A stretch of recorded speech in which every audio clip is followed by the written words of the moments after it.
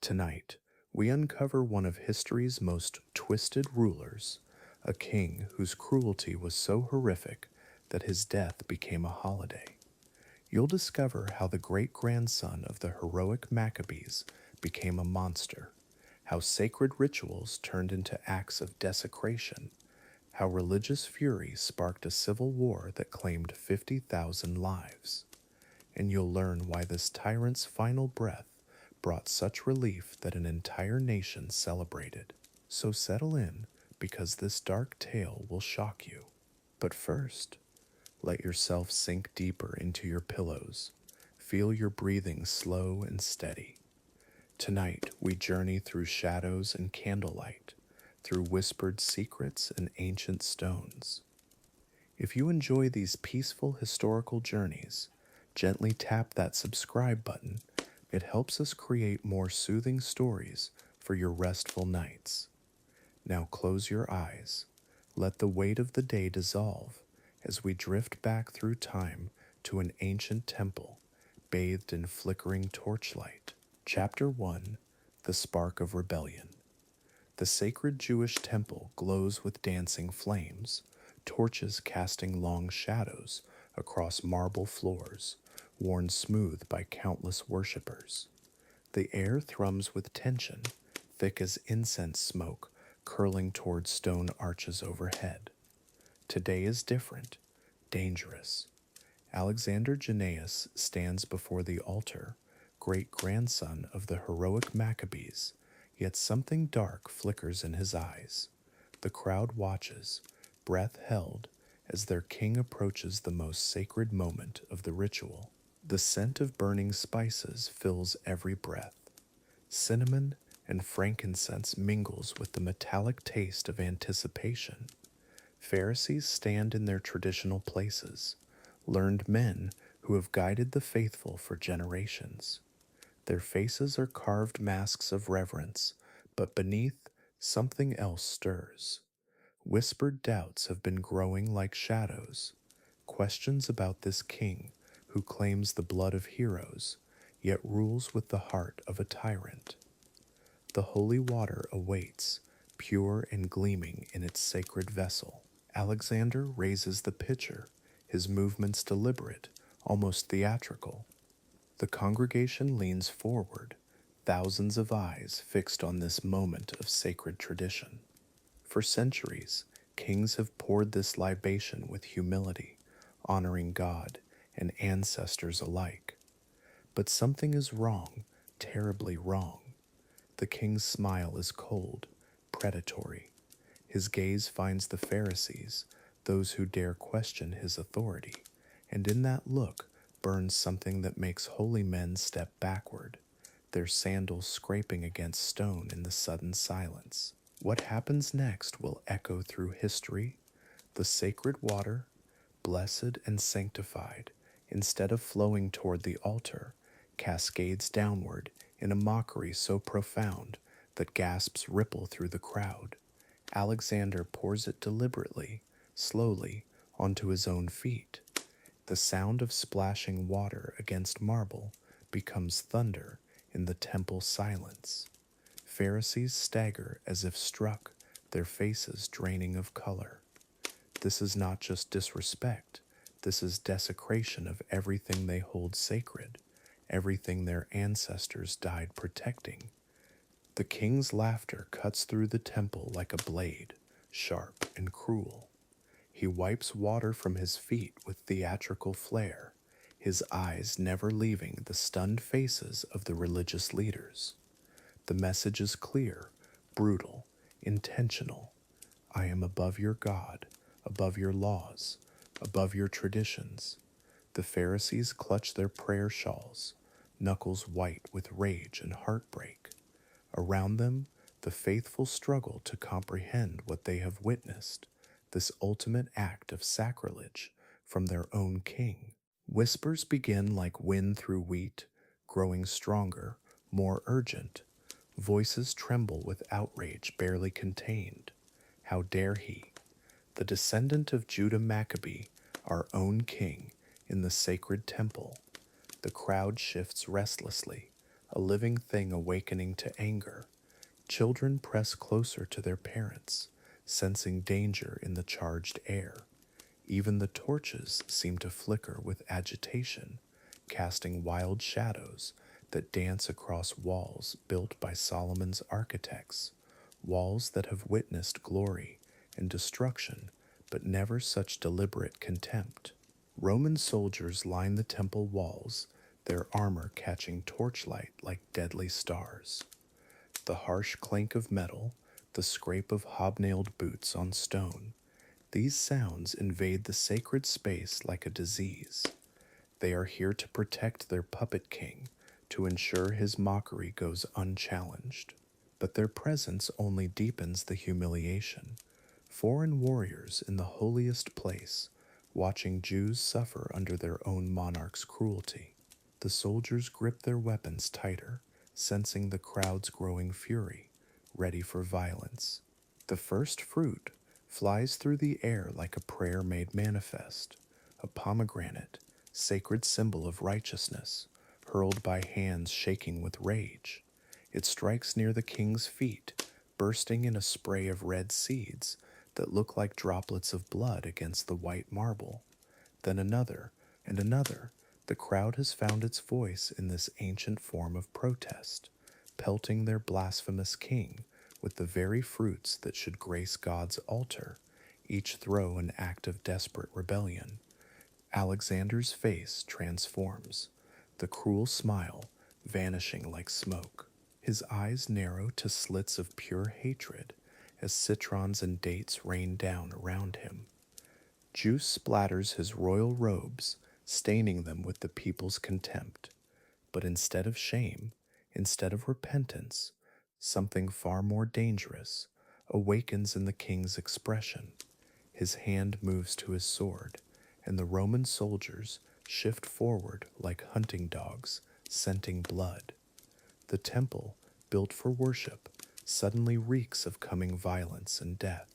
The Pharisees know they are witnessing history's pivot point, the moment when the last thread of respect snaps forever. Their king has not just abandoned tradition, he has declared war on it, on them, on everything they represent. Through the fruit-stained chaos, through the shouting and the clank of armor, they see their future written in Alexander's rage-twisted features. This will not end here, not with thrown fruit and public humiliation. This is only the beginning of something far more terrible. The sacred spices still burn, but their sweet smoke now mingles with the scent of bruised fruit and human fear, frankincense and terror, cinnamon and coming bloodshed. The temple that once echoed with psalms of praise now thrums with whispered curses and desperate prayers. Mothers pull children closer, fathers exchange grim glances, everyone sensing that they stand at the edge of an abyss. The holy place has become a battlefield, and their own king stands on the enemy's side. Alexander signals to his guards, a sharp gesture that speaks of violence to come. The Romans understand. They have seen this look before in conquered lands, the face of a tyrant choosing massacre over mercy. But for now, this moment hangs suspended like incense smoke, heavy with unspoken threats and gathering storms.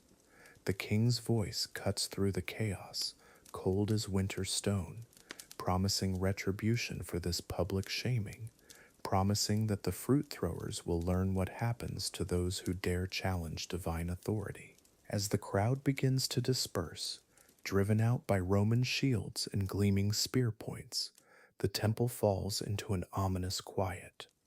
Only the drip of spilled libation water echoes in the vast space, each drop a reminder of sacrilege, each splash a countdown to catastrophe.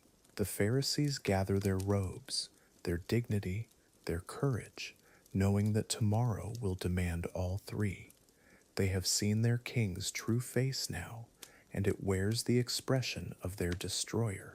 The torches burn lower, casting longer shadows across marble, stained with fruit juice and the promise of blood. In this moment of fearful anticipation, in this charged silence between desecration and retribution, the seeds of rebellion take root in hearts that can bear no more. The spark has been struck, not by heroic declaration, but by the simple act of a king pouring sacred water on his feet. Soon, very soon, that spark will become a flame that consumes everything, including the king himself. Chapter 2. Blood in the Courtyard. The temple's sacred stones had witnessed centuries of prayer and sacrifice, but nothing could prepare them for what was about to unfold. Alexander Jannaeus stood at the altar, his face twisted with contempt as the crowd's anger reached a fever pitch. The air grew thick with tension, and in moments, the holiest place in Jerusalem would become a killing field that would haunt history forever. It began with fruit, simple citrons hurled in religious fury by faithful Jews who watched their king mock sacred traditions. The ritual water meant for holy libation, Jannaeus had poured on his own feet in brazen sacrilege. The crowd erupted, their voices echoing off ancient walls. But what started as righteous indignation would soon transform into something far more terrible, as Jannaeus's soldiers moved into position around the courtyard's edges. The king's signal was subtle, barely a gesture, but his soldiers understood perfectly. Steel sang as swords left their sheaths, the metallic whisper, barely audible, above the crowd's protests. 6,000 souls stood packed within those sacred walls, fathers clutching children, mothers shielding infants, elders leaning on walking sticks. None suspected they were witnessing their final moments of life, their last breaths drawn in Judaism's most sacred space. The massacre began at the outer edges, quiet at first, individual screams swallowed by the crowd's roar. But soon, oh so soon, the reality spread like wildfire through the packed courtyard. Panic erupted as people realized the soldiers weren't just maintaining order, and they were killing everyone within reach. The temple stones, worn smooth by countless pilgrims, now ran red with innocent blood as chaos consumed the sacred space entirely. Families were torn apart in heartbeats, children separated from parents by waves of terror and steel. An elderly scribe clutched his sacred scrolls, protecting them even as a blade found his heart. A young mother covered her baby's eyes, whispering prayers as soldiers advanced. These weren't rebels or warriors, just faithful Jews who had come to worship, now trapped in a nightmare orchestrated by their own king, their cries echoing off temple walls. The soldiers showed no mercy, no hesitation, cutting down anyone within reach. Jannaeus had trained them well, molded them into instruments of his twisted will. They moved with mechanical precision, faces blank as they slaughtered the innocent. Some victims tried to flee, scrambling over fallen bodies, but the courtyard had become a trap with no escape. The sacred space transformed into an abattoir, holiness, desecrated by royal madness. Above the carnage, Jannaeus watched with cold satisfaction.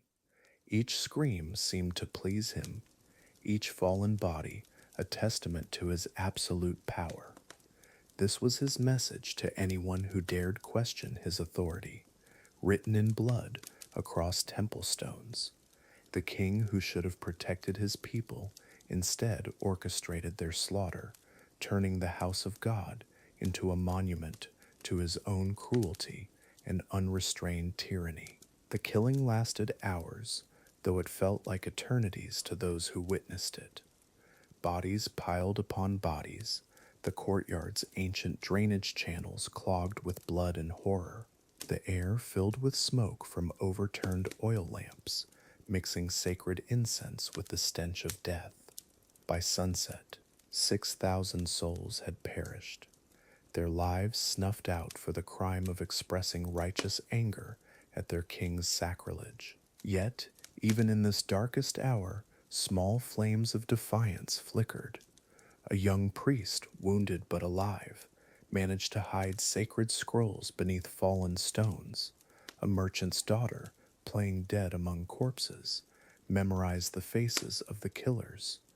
These survivors would carry their testimony beyond temple walls, ensuring the world would remember this unholy massacre, that Jannaeus' crimes would not vanish with the victims. The cleanup began at dawn, soldiers hauling bodies like refuse from the sacred courtyard. But blood had seeped deep into ancient stones, staining them forever with innocent suffering. The temple priests who remained alive worked in stunned silence, trying to purify what could never truly be cleansed. The massacre had transformed this holy place, turning it into a wound that would never fully heal. News of the slaughter spread through Jerusalem like plague, whispered in darkened doorways and hidden chambers.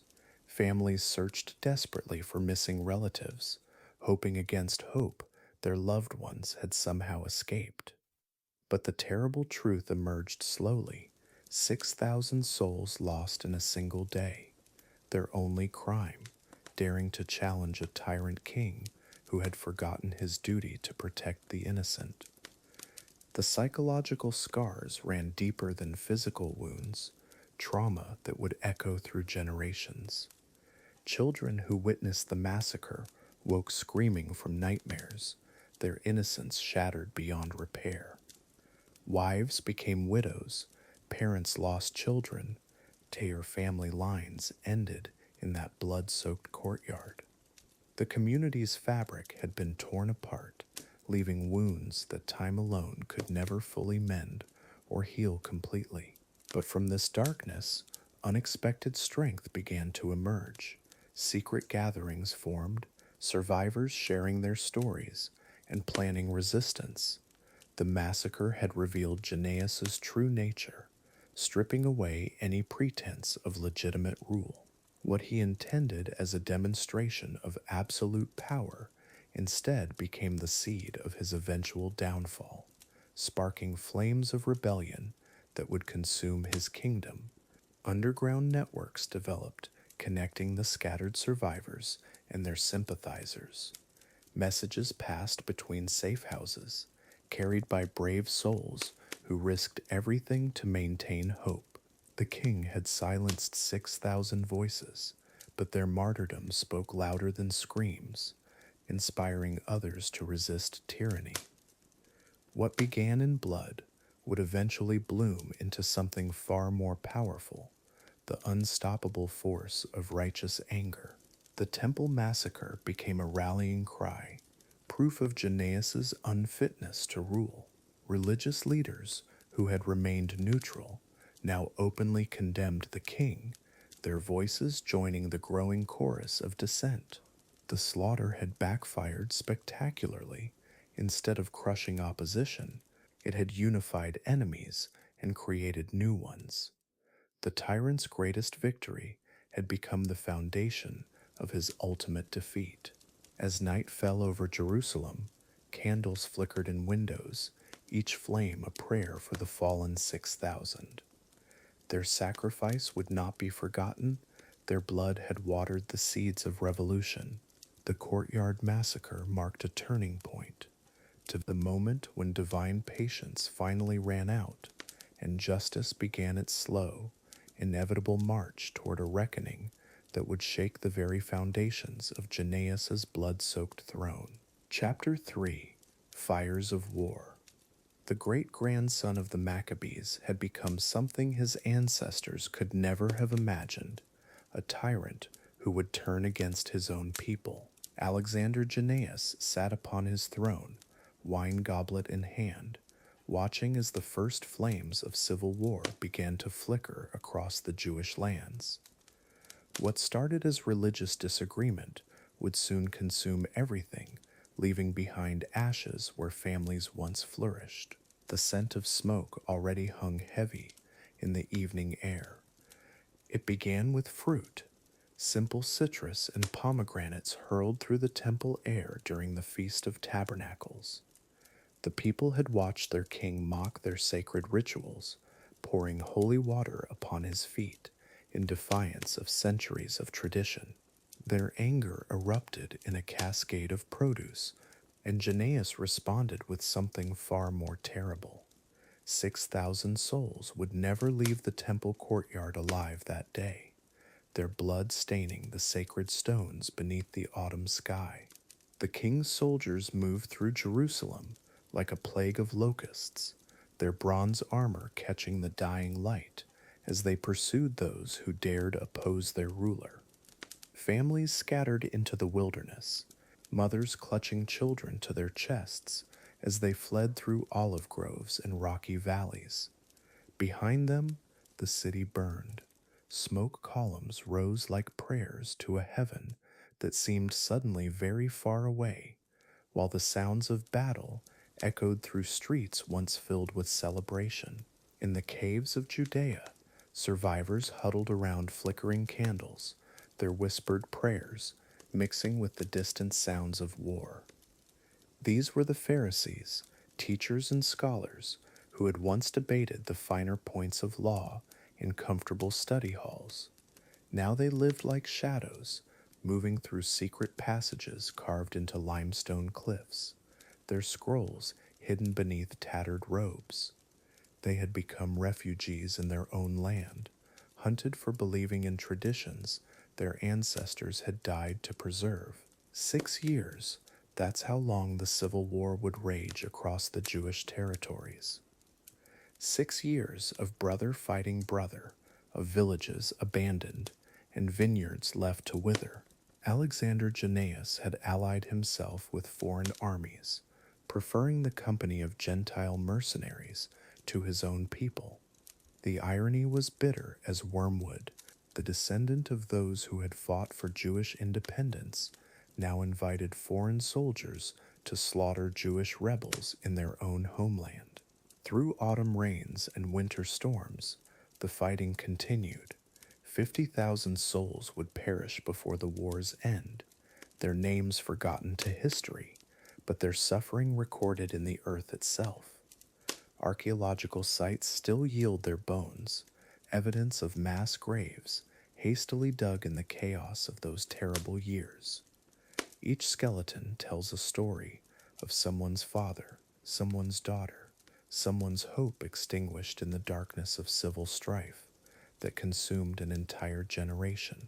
The Dead Sea Scrolls would later name him the Lion of Wrath, a title that captured both his fierce power and his terrible cruelty. In hidden caves overlooking the salt sea, scribes worked by lamplight to record the atrocities they had witnessed. Their reed pens scratched across parchment, preserving testimonies of horror that would remain buried for 2,000 years. These ancient voices still whisper from their limestone tombs, bearing witness to suffering that defied comprehension. As the war dragged on, Jannaeus grew more creative in his cruelty. The methods of punishment he devised would have made even Roman executioners pause in admiration. Crucifixion, that most Roman of tortures, became his favorite spectacle, but he would not simply execute his enemies, he would make their deaths into entertainment, transforming suffering into a macabre form of theater that would haunt Jerusalem's collective memory for generations to come. The day came when 800 Pharisees were captured in a single raid, teachers and scholars dragged from their hiding places like common criminals. Jannaeus ordered crosses erected throughout Jerusalem, 800 instruments of torture arranged in neat rows across the city's hills. The sight would have been visible from miles away, a forest of wood and iron sprouting from ground that had once been blessed with temples and gardens, now cursed with instruments of death. But the king was not content with simple execution. He demanded that the condemned men watch as their families were brought before them. Wives, children, elderly parents, all dragged to the base of the crosses where their loved ones hung dying. The sounds that rose from Jerusalem that day, the screams and weeping, the desperate prayers, they would echo in survivors' nightmares for decades. Even the Roman soldiers, hardened veterans of foreign wars, looked away in disgust. While Jerusalem wept, Jannaeus feasted. His palace windows overlooked the Hill of Crosses, and he positioned his dining couches to provide the best view of the suffering below. Concubines and courtesans reclined beside him, their laughter mixing obscenely with the moans of the dying. Wine flowed like water, exotic delicacies arrived on golden platters. Musicians played to drown out the sounds of agony. It was dinner theater, with death as the evening's entertainment. The crucified men hung for hours, some for days, their strength ebbing as slowly as winter sunlight. Below them, the bodies of their families lay scattered like broken dolls, victims of a king who had forgotten every lesson his ancestors had learned about mercy and justice. The very torture method that would later claim Jesus of Nazareth was here being used as political theater, a warning to any who dared oppose the Lion of Wrath's terrible reign. As night fell over the Hill of Crosses, an eerie silence settled over Jerusalem. The dying had grown too weak to cry out. The witnesses had fled or fallen. Even the carrion birds had gorged themselves to satisfaction. 800 crosses stood sentinel against the star-filled sky, their silhouettes etched forever into the city's scarred landscape. The wind moved through them with a sound like sighing, as if the very air mourned what it had been forced to witness. In distant caves, survivors scratched records of these atrocities into stone and parchment, their testimonies hidden away for future generations to discover. They knew that someday someone would need to remember what had happened when power corrupted, absolutely when a descendant of heroes became the very monster his ancestors had fought against. Their witnesses would lie buried in desert sands, waiting 2 millennia for archaeologists to uncover the truth that was too terrible to speak aloud. The war-torn landscape stretched endlessly under somber dusk skies, villages reduced to blackened ruins, olive groves stripped bare by armies desperate for food. The scent of smoke and fear had become as familiar as morning mist, clinging to clothing and hair, seeping into dreams and waking thoughts alike. This was the inheritance of civil war, not just the dead, but the living who must carry forward the weight of all they had witnessed and survived.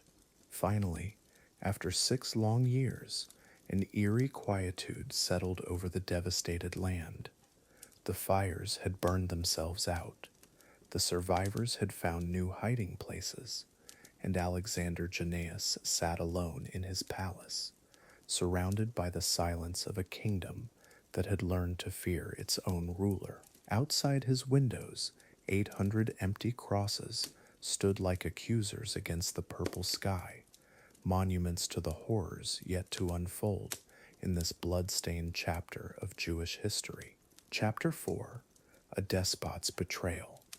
In the shadow of Jerusalem's ancient walls, a darkness beyond imagination was taking shape. Alexander Jannaeus, descendant of the heroic Maccabees, was about to cross a line that would forever stain his legacy. The whispers began in the marketplace, hushed voices speaking of impossible rumors. Surely no Jewish king could ever align himself with foreign armies against his own people. But as dawn broke over the holy city, the unthinkable truth was about to be revealed. The first signs appeared at the city gates, foreign banners fluttering in the morning breeze. Not the banners of allies or trading partners, but the war standards of mercenary armies. Soldiers who spoke in foreign tongues, now stood where Jewish guards once protected the holy city. Their armor gleamed cold and unfamiliar under the Jerusalem sun, steel forged in distant lands, bearing no allegiance to the God of Israel. The people watched in stunned silence as their worst fears began to materialize before their eyes. Word spread through the narrow streets like wildfire. The king had made a pact with Gentile armies. Mothers pulled their children close as armored foreigners marched past their doorways. The sound of their boots on sacred stones echoed like thunder through the quiet neighborhoods. These were not liberators or protectors. These were conquerors, invited in by their own monarch. The emotional wound cut deeper than any sword, for this betrayal came not from enemies, but from the one sworn to protect them. In the temple courtyards, elderly priests wept openly, their tears falling onto stones, sanctified by centuries of worship. How could a descendant of Judah Maccabee, the very bloodline that had fought to preserve Jewish independence, now invite foreign armies to defile their homeland? The irony was too painful to bear. The Maccabees had died fighting against such desecration, and now their own great-grandson was orchestrating it. The sacred had been rendered profane by royal decree. The foreign soldiers moved with practiced efficiency, setting up camps in places where children once played. Their weapons reflected the midday sun like mirrors of menace, each glint a reminder of the king's terrible choice. Local merchants were forced to provision these armies, selling bread and wine to feed the very forces that oppressed them. Every transaction was a small betrayal, every coin exchanged a piece of their dignity sold. The economic chains of occupation tightened with each passing hour. Ancient customs that had survived centuries of persecution now faced their greatest threat, not from outside invaders, but from their own monarch's decree. Sabbath observances were disrupted by foreign patrols, prayers interrupted by the clash of alien armor, the gentle rhythms of Jewish life, the calling of the shofar, the lighting of lamps, the gathering for study, all became acts of quiet rebellion against the new order. Culture itself had become a casualty of royal ambition. In the homes of Jerusalem, families gathered behind closed doors, their voices barely above whispers as they shared their anguish. Fathers who had named their sons after Maccabee heroes now struggled to explain how those very heroes' descendant had become their oppressor. The sacred stories of liberation that had sustained them through generations of hardship now felt hollow, twisted into nightmares by the cruel reality unfolding outside their windows. Hope itself seemed under siege. The foreign commanders established their headquarters in buildings that once housed schools of Jewish learning, their maps and battle plans spread across tables where Torah scrolls had once been studied. The symbolism was devastating, knowledge replaced by violence, wisdom supplanted by warfare. Young scholars who had devoted their lives to understanding divine law now watched helplessly as human ambition trampled everything sacred. The very foundations of their civilization were crumbling beneath foreign boots. As news of the alliance spread throughout Judea, a profound sense of abandonment settled over the land like a heavy fog. Village elders who had pledged loyalty to the Hasmonean dynasty found themselves questioning everything they had believed about their rulers. The covenant between king and people, forged in the fires of Maccabee rebellion, had been shattered by royal decree. Trust, once broken in such a fundamental way, creates wounds that span generations, scars that never fully heal. The foreign soldiers brought with them not just weapons, but alien customs that infected daily life like a spreading disease. Their gods were honored with sacrifices in places where only the God of Israel had been worshipped, their festivals celebrated, with rituals that mocked Jewish sensibilities.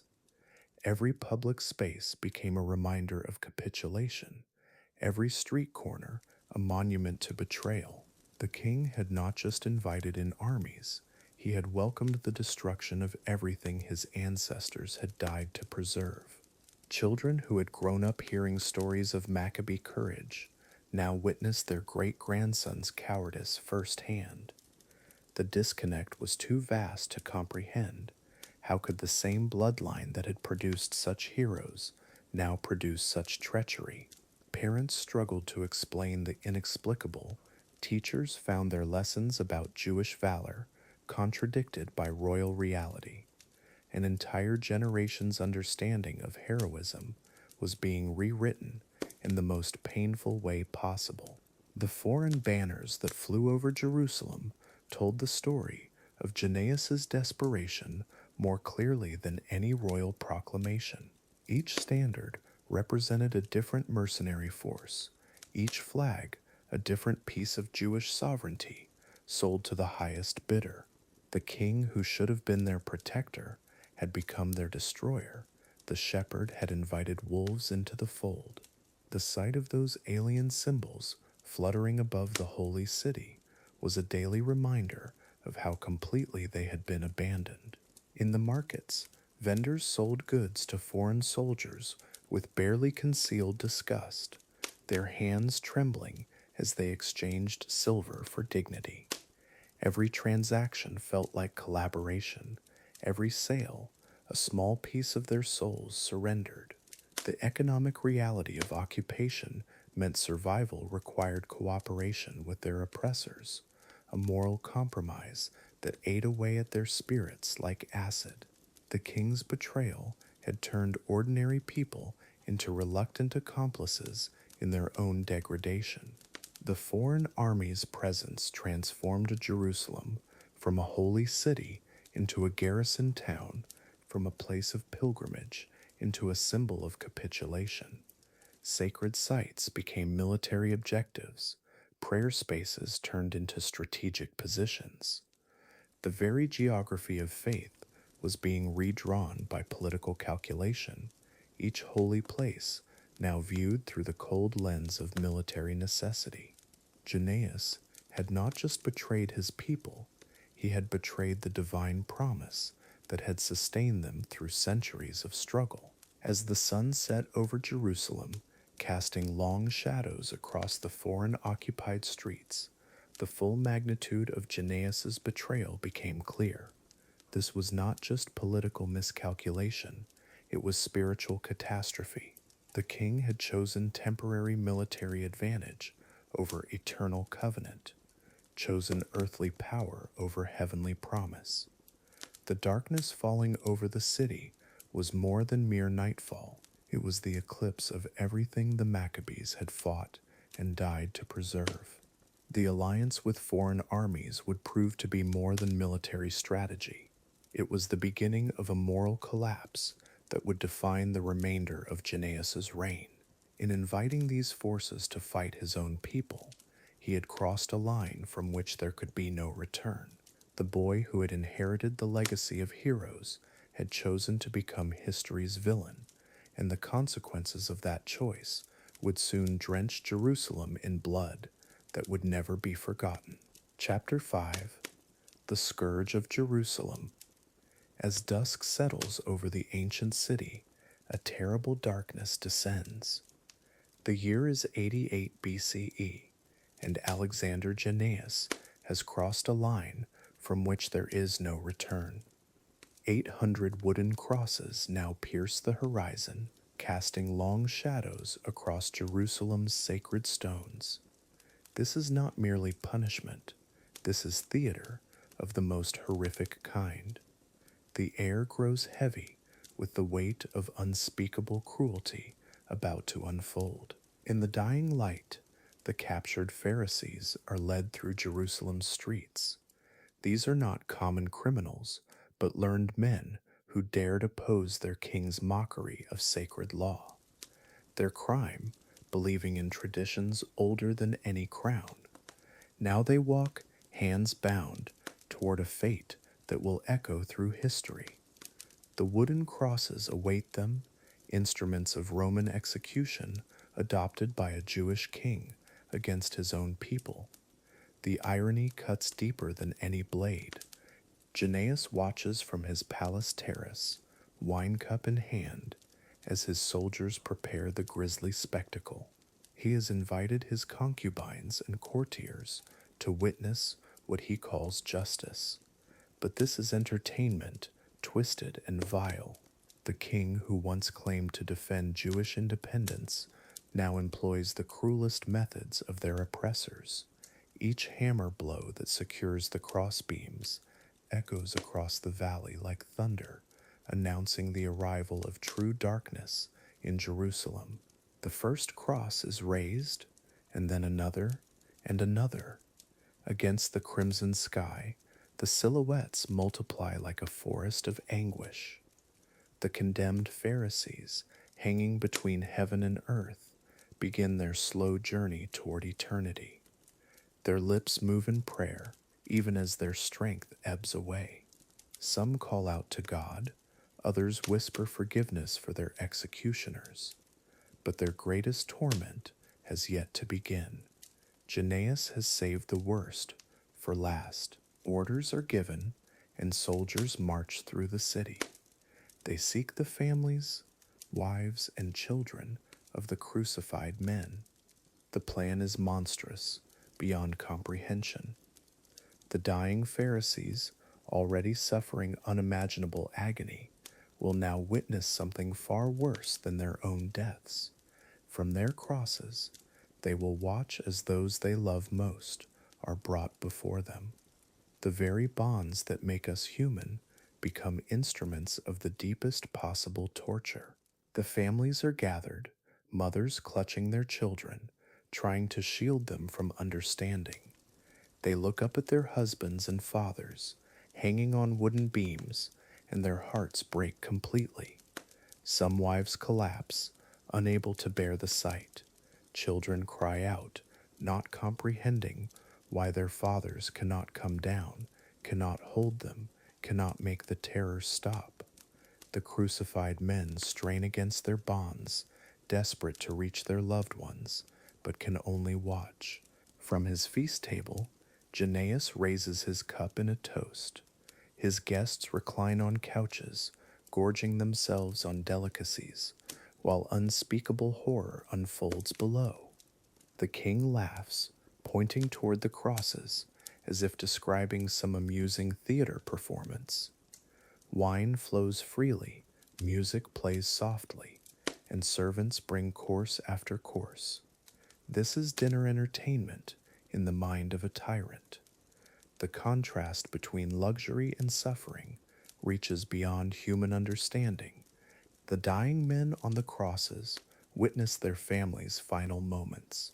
Their throats are raw from crying out, their hearts shattered beyond repair. Some close their eyes, unable to watch, but are forced to hear. Others stare with burning intensity, memorizing beloved faces, storing them in their souls for eternity. The agony of wood and iron pales beside the torment of helpless love. This is cruelty, refined to its purest, most devastating form.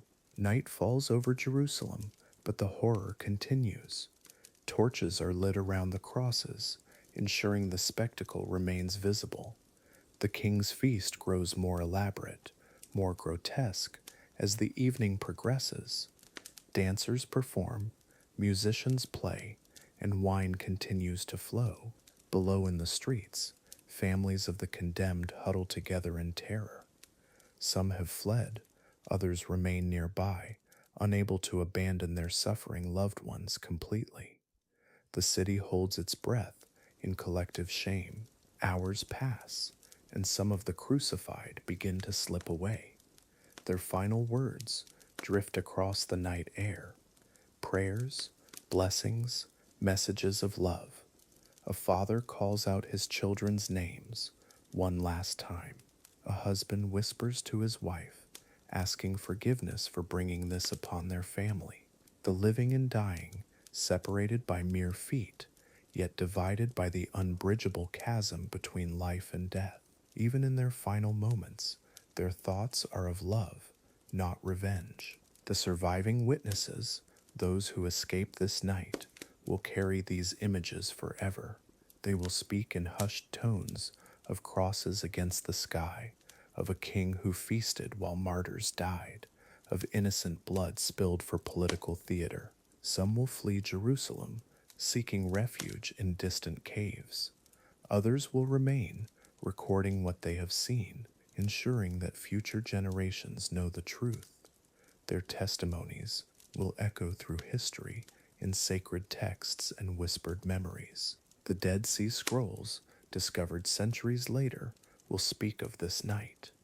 They call Jannaeus the Lion of Wrath, a title earned through acts like these. Ancient historians, both Jewish and Roman, will record the horror with trembling hands. 800 crosses, 800 men, hundreds more family members. The numbers cannot capture the magnitude of suffering, but the words of survivors, preserved on parchment and memory, ensure this darkness will never be forgotten completely. Archaeological evidence discovered in modern times confirms the ancient accounts. Mass graves near Jerusalem contain skeletons showing signs of execution, including decapitation. The remains, buried hastily, speak of trauma beyond description. These bones, silent witnesses to unspeakable cruelty, remind us that the stories are real. Real people, real families, real suffering. The earth itself becomes a testament to the depths of human evil when power runs unchecked. By dawn, most of the crosses stand empty. The dead have been gathered, buried quietly, mourned in secret. The king's feast has ended, his guests have departed, his entertainment concluded. But something has changed, irreversibly, in the soul of Jerusalem. A line has been crossed that can never be uncrossed. The descendants of the Maccabees, who once fought for religious freedom, have become the very oppressors their ancestors resisted. The circle is complete and poisonous. In caves and hidden places, survivors gather to comfort one another. They light candles, not in celebration, but in remembrance. Children who witness this night will carry nightmares forever. Widows will never remarry, their hearts buried with their husbands. The trauma spreads through families and communities like ripples from a stone thrown in dark water. Some wounds never heal. They only teach us about the preciousness of mercy and the terrible cost of its absence. The crosses of Jerusalem cast long shadows across time. Centuries later, another wooden cross will stand on nearby Calvary, bearing another innocent man in another act of political theater. The method of execution, chosen by Jannaeus for maximum cruelty, will become, in the fullness of time, a symbol of ultimate love and sacrifice. History's darkest nights sometimes prepare the ground for its brightest dawn, but for now, Jerusalem weeps and waits for healing. Chapter 6, Feast of Blood. The great hall blazed with torchlight as Alexander Jannaeus reclined upon silk cushions, his goblet catching the flickering flames. Outside, 800 crosses cast their shadows against Jerusalem's walls, while inside, the laughter echoed through marble corridors. The king had orchestrated something beyond mere execution, something that would forever stain the annals of history. Tonight, we witness how power corrupts absolutely, how celebration becomes desecration. The Roman concept of bread and circuses had found its most twisted expression in Judea. Jannaeus understood that spectacle could pacify, that entertainment could distract from suffering. As wine flowed freely through shadow-spangled banquet halls, The king's guests feasted upon delicacies imported from across the Mediterranean, sweet dates from Egypt, rare spices from India, succulent meats roasted to perfection. Yet beyond these walls, families wept for their condemned loved ones. Concubines draped in finest silk moved gracefully between the dining couches, their jewelry catching torchlight like captured stars. They whispered sweet words into the king's ears, their laughter mingling with the distant cries from the execution grounds. Jannaeus had positioned his feast strategically, ensuring his guests could witness the crucifixions while they dined. Entertainment and horror, pleasure and pain, all served together on golden platters beneath the Jerusalem sky. The juxtaposition was deliberate, calculated to demonstrate absolute power. While Pharisees hung dying on crosses, their wives and children forced to watch, Jannaeus raised his cup in mock celebration. The wine, blood red in the torchlight, seemed to mirror the carnage beyond his windows. His courtiers, desperate to curry favor, applauded each toast, each cruel jest, each mockery of human suffering. Fear had transformed them into willing participants in this macabre theater. Musicians played softly in shadowed alcoves, their melodies a haunting counterpoint to the screams outside. The lyre, the flute, the gentle percussion of tambourines all served to mask the sounds of agony. Servants moved silently through the hall, their faces carefully blank, knowing that any expression of horror could mark them for death. They had learned to serve tyranny with steady hands, though their hearts bled for the innocent. The abundance was overwhelming, a deliberate display of excess amidst suffering. Tables groaned under the weight of roasted peacocks, honeyed cakes, amphoras of the finest wine, fruits from distant lands, nuts and olives, bread still warm from palace ovens, every delicacy imaginable, while outside, children watched their fathers die slowly on Roman crosses. The contrast was not accidental. It was the very essence of Jannaeus' cruelty, abundance built upon anguish. As darkness deepened over Jerusalem, torches were lit throughout the execution grounds, ensuring the spectacle continued into the night. Jannaeus wanted his enemies to suffer publicly, visibly, without the mercy of shadow to hide their agony. From his elevated dining position, he could survey the entire scene, crosses stretching across the landscape like a forest of death. His guests, numbed by wine and terror, continued their forced revelry.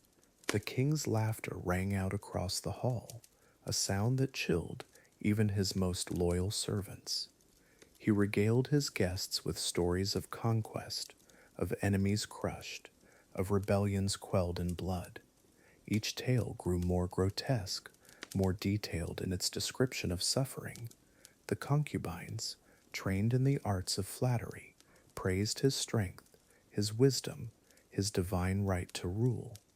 Their words, hollow as empty tombs, echoed through the marble corridors. Wine-bathed courtiers competed to offer the most elaborate toasts, each trying to outdo the others in flattery and cruelty.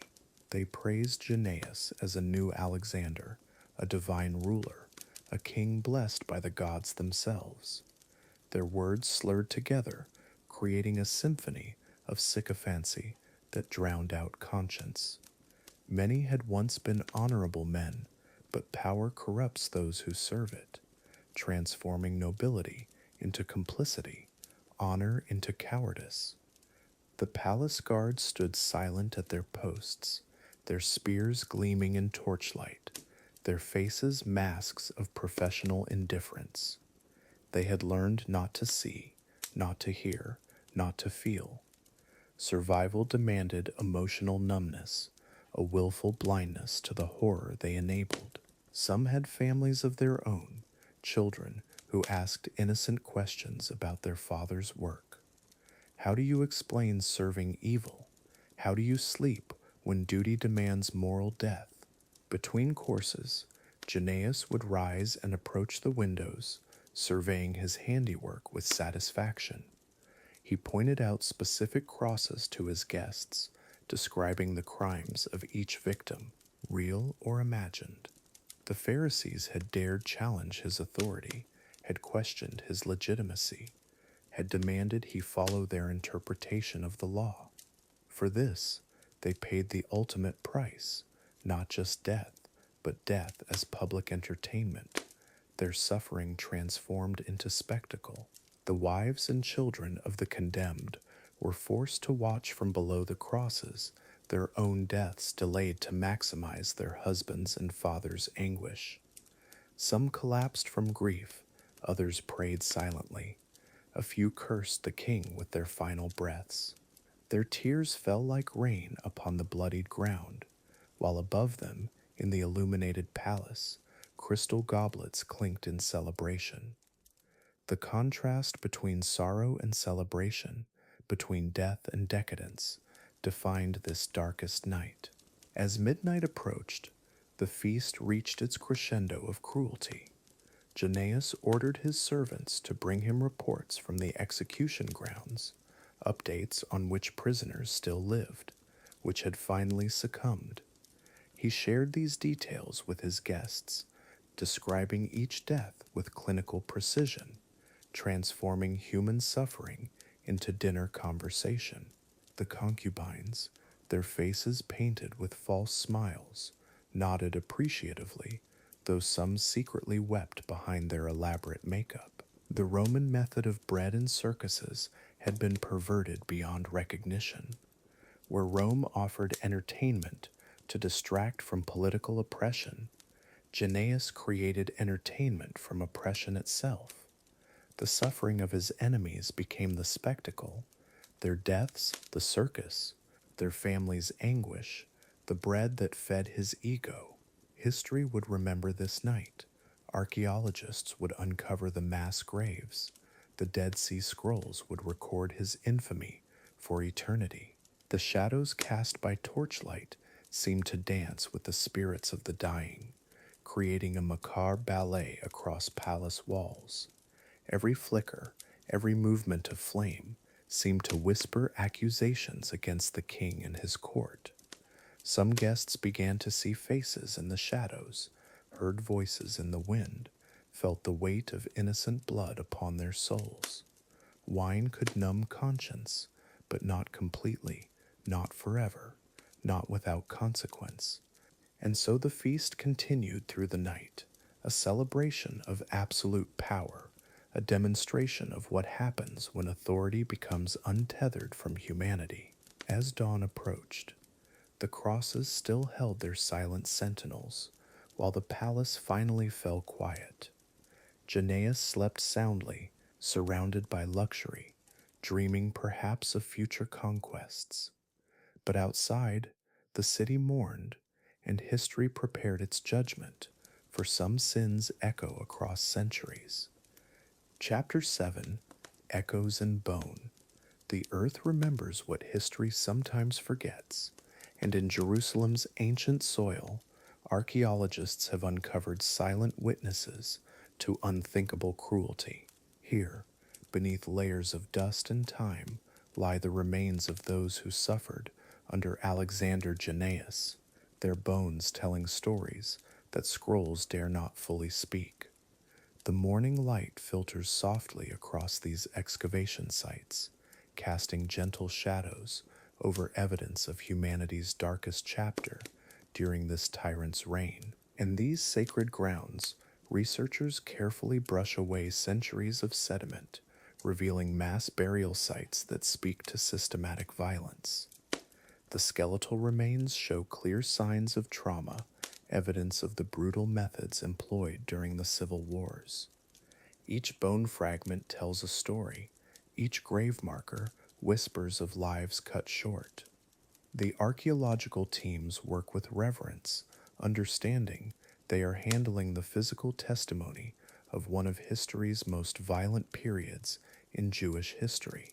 The most haunting discoveries are the decapitation remains, skulls separated from bodies in ways that suggest ritualistic execution. These findings align perfectly with historical accounts of mass crucifixions, where victims were not only tortured but dismembered as final acts of humiliation. The bones show cut marks consistent with sharp instruments, evidence of deliberate mutilation that went far beyond simple execution. Each skeleton excavated adds another voice to this chorus of ancient suffering. Carbon dating confirms these remains belong to the exact period of Alexander Jannaeus' reign, placing them precisely during the years of civil war and persecution. The burial patterns suggest hasty interments, bodies thrown together without ceremony or respect. Some graves contain multiple individuals, families perhaps, buried together in their final moments. The lack of traditional Jewish burial practices in these sites speaks to the chaos and terror that gripped Jerusalem during those dark years. Among the most disturbing finds are the remains of children, their small bones bearing witness to the indiscriminate nature of Jannaeus' violence. Historical accounts tell us that wives and children were slaughtered before the eyes of crucified men, and here in the earth we find the tragic confirmation. These tiny skeletons, some showing signs of trauma, remind us that tyranny recognizes no boundaries of age or innocence. The archaeological evidence transforms legend into heartbreaking reality. The distribution of these burial sites across Jerusalem tells a geographic story of terror, mass graves scattered throughout the city like terrible seeds planted by a madman. Each location corresponds to areas mentioned in ancient texts, places where public executions and massacres occurred. The pattern reveals a systematic campaign of intimidation designed not just to eliminate enemies, but to terrorize the entire population. Every neighborhood, every street, bore witness to unthinkable cruelty during those blood-stained years.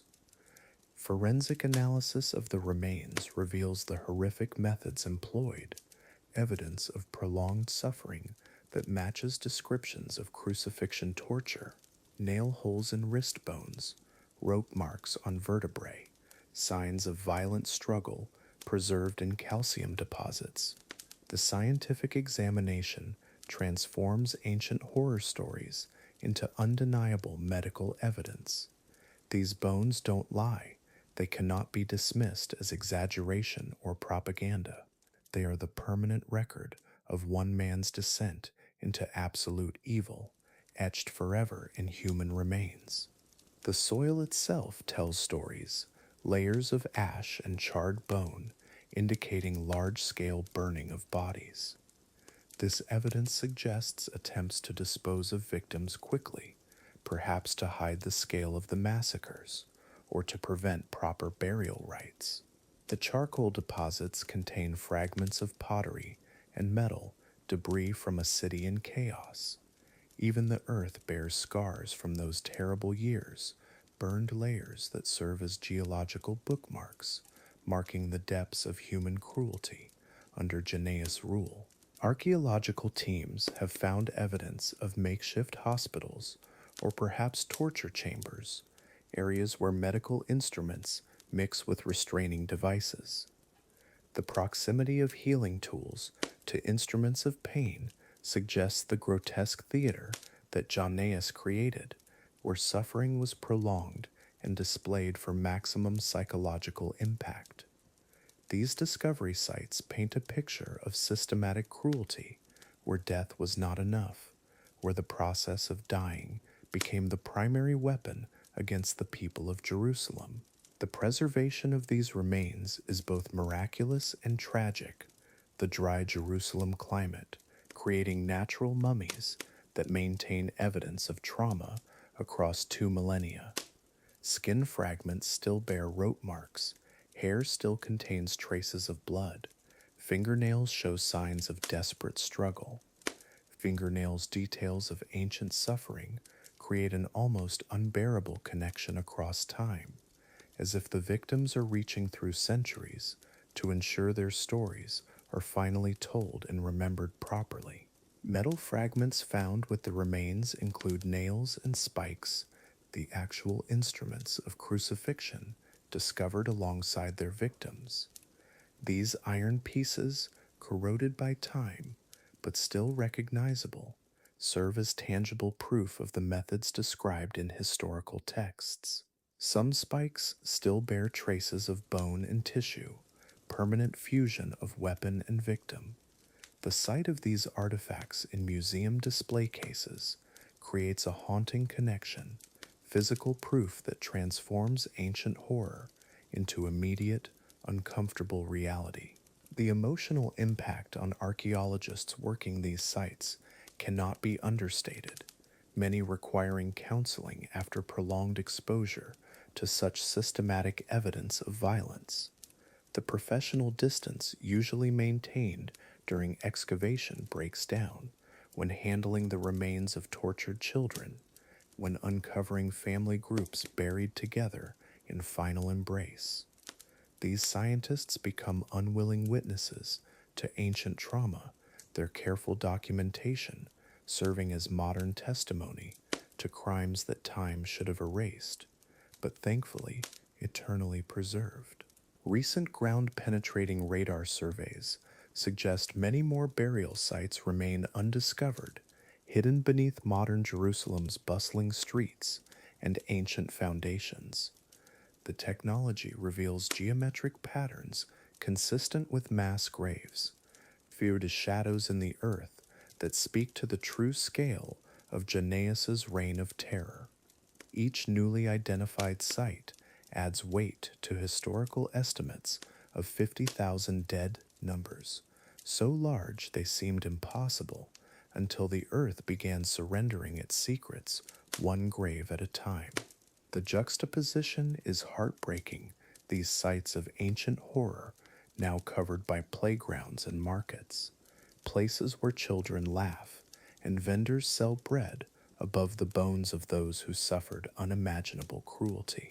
The contrast serves as a powerful reminder of time's ability to heal, but also of our responsibility to remember. These archaeological discoveries ensure that the victims of Alexander Jannaeus are not forgotten, that their suffering was not meaningless, that their stories continue echoing through time. The documentation process requires extreme care, each bone photographed and cataloged, each grave mapped with precision. This meticulous attention to detail serves not just scientific purposes, but moral ones, ensuring that every victim is acknowledged individually. The archaeological record becomes a form of memorial, a permanent testament to lives that ended in terror but are now treated with the dignity they were denied in death. Science becomes an act of remembrance. Research becomes a form of justice. As dawn's gentle light bathes these excavation sites, the mother of pearl glow seems to offer peace to restless spirits, casting soft shadows that somehow comfort rather than frighten. The morning stillness holds space for reflection, for acknowledging the weight of what these bones represent. In the quiet moments before the day begins, archaeologists often pause in silent respect, understanding they are guardians of stories that must be told, witnesses to suffering that must be remembered, keepers of echoes that still resonate in bone. Chapter 8: The Unforgiving Papyrus. Deep within limestone caves, ancient shepherds stumbled upon jars that would shatter our understanding of history. These scrolls, preserved in desert silence for 2,000 years, contained words that burned with fury, words that branded one man with a title so terrifying it echoes through eternity. The Lion of Wrath, they called him, and tonight we discover what those ancient witnesses truly saw. Picture the flickering candlelight in Qumran caves as trembling hands unrolled these fragile testimonies. The Dead Sea Scrolls spoke in haunting poetry, describing horrors that words could barely contain.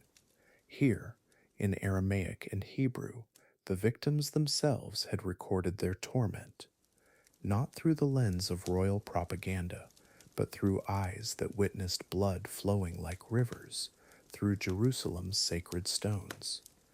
The scrolls whisper of a ruler whose rage knew no bounds. They called him the wicked priest, the man of violence, but most chilling of all, the lion of wrath.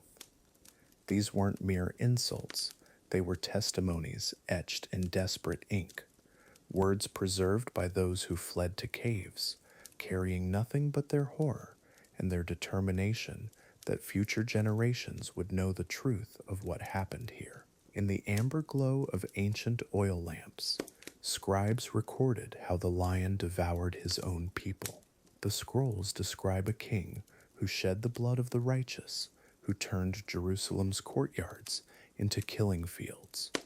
Each parchment fragment, discovered 20 centuries later, revealed another layer of cruelty, another testimony to tyranny that defied comprehension even for those who lived through Rome's worst excesses.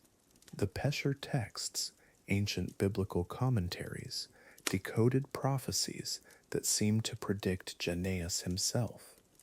They spoke of a king who would arise from the seed of righteousness, only to become corruption incarnate.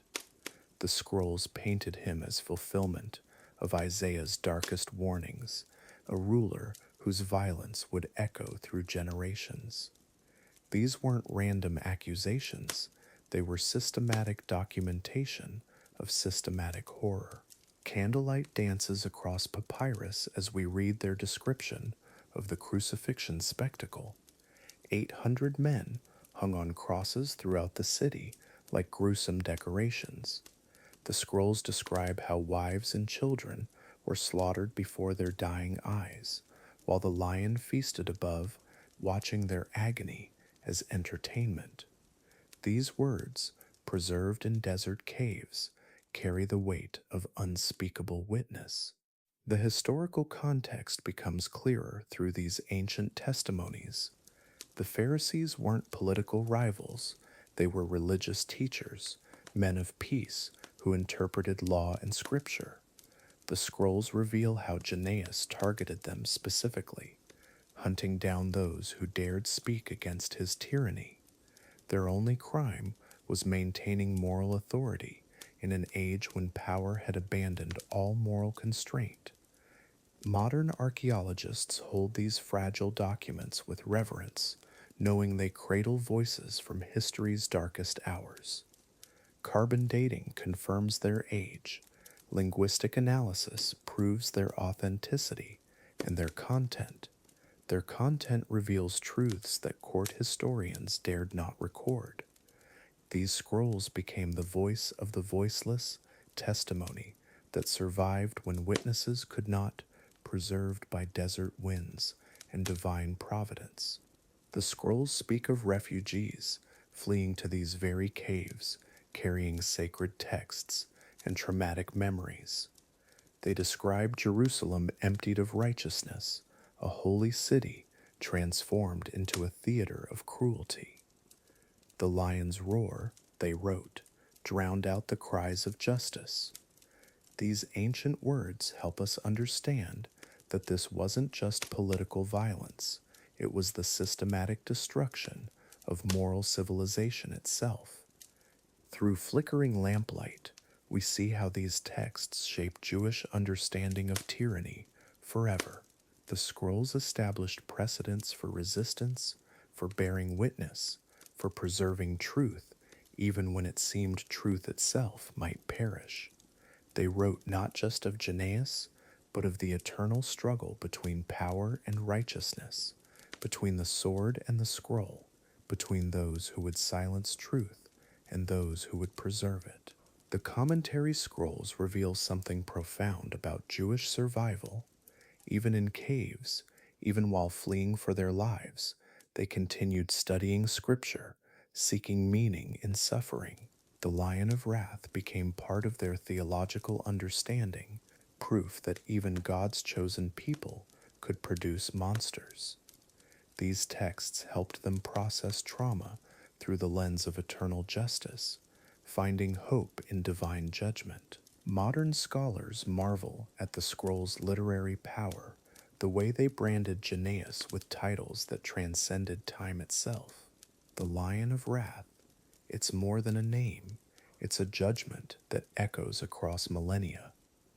These ancient writers understood that some crimes are so vast, so systematic, that only metaphorical language can capture their true horror. Poetry became their weapon against forgetting. The scrolls describe how crucifixion, a Roman punishment, became Jannaeus's signature cruelty.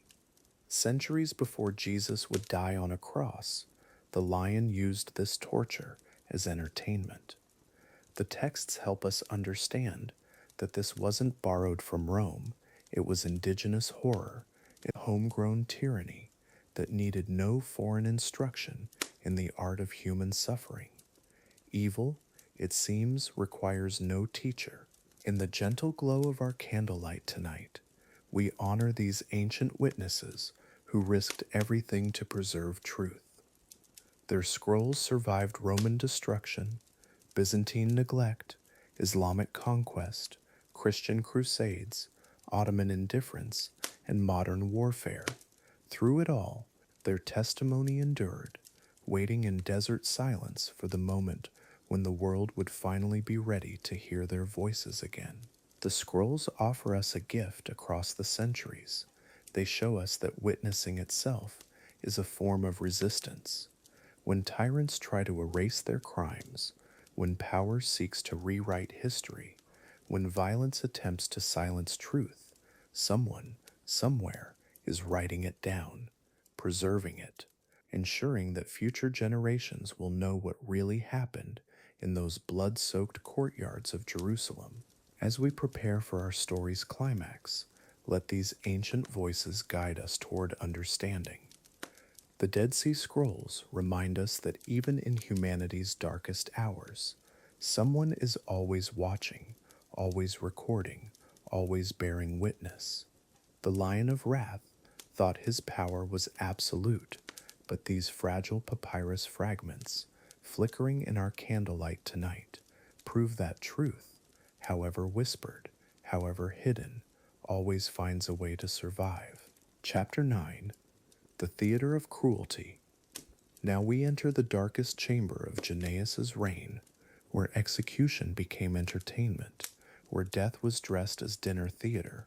The king had discovered something terrible about power, that cruelty could be choreographed, that suffering could serve as spectacle. In the Jerusalem of his making, crosses would rise, not merely as instruments of death, but as stages for a performance that would haunt the living forever. Breathe deeply and prepare yourself for this gentle telling of horror. Picture the ancient city, bathed in the golden light of evening, children playing in courtyards, mothers preparing meals, fathers returning from their trades, life flowing in its gentle rhythms, unaware that their king was planning something unprecedented. Jannaeus had captured 800 Pharisees, his political enemies, those who dared oppose his rule, but simply killing them would not suffice. For a mind like his, he craved something more theatrical, more memorable, more psychologically devastating. The Roman method of crucifixion was already known, a slow, agonizing death reserved for slaves and rebels. But Jannaeus would transform this brutal execution into something far worse, a public performance. He ordered crosses to be erected throughout Jerusalem, not hidden away, but displayed prominently where all could see. The condemned would hang in full view of the city, their suffering broadcast to every household, every street corner, every gathering place where people once felt safe. On that terrible day, the king positioned himself at a lavish banquet table. Silk cushions, golden goblets, The finest delicacies spread before him, his concubines draped in jewels, courtiers dressed in their finest robes, all arranged with perfect sightlines to the crucifixion grounds. This was dinner theater at its most grotesque, where human agony became the evening's entertainment, where death screams provided the background music to royal feasting. Jannaeus had weaponized spectacle itself. But the crosses themselves were only the beginning. The true horror lay in what came next. Jannaeus ordered the wives and children of the condemned brought forth, not to witness merely, but to participate in this theater of cruelty. They were forced to watch as their husbands and fathers were nailed to wood, to hear their cries, to see their blood. The psychological torture was as calculated as the physical, designed to break not just bodies, but souls, spirits, entire family lines. The children, innocent of any crime save being born to the wrong fathers, were made to stand in perfect formation, their small hands trembling, their eyes wide with terror. They couldn't yet comprehend, some barely old enough to walk, others on the cusp of adulthood, all united in this moment of unthinkable witnessing. The soldiers held them in place, ensuring none could look away, none could close their eyes, none could escape this orchestrated nightmare unfolding before them. From his banquet table, Jannaeus raised his wine cup, a toast to his own power. The liquid caught the firelight as crosses cast long shadows across the city.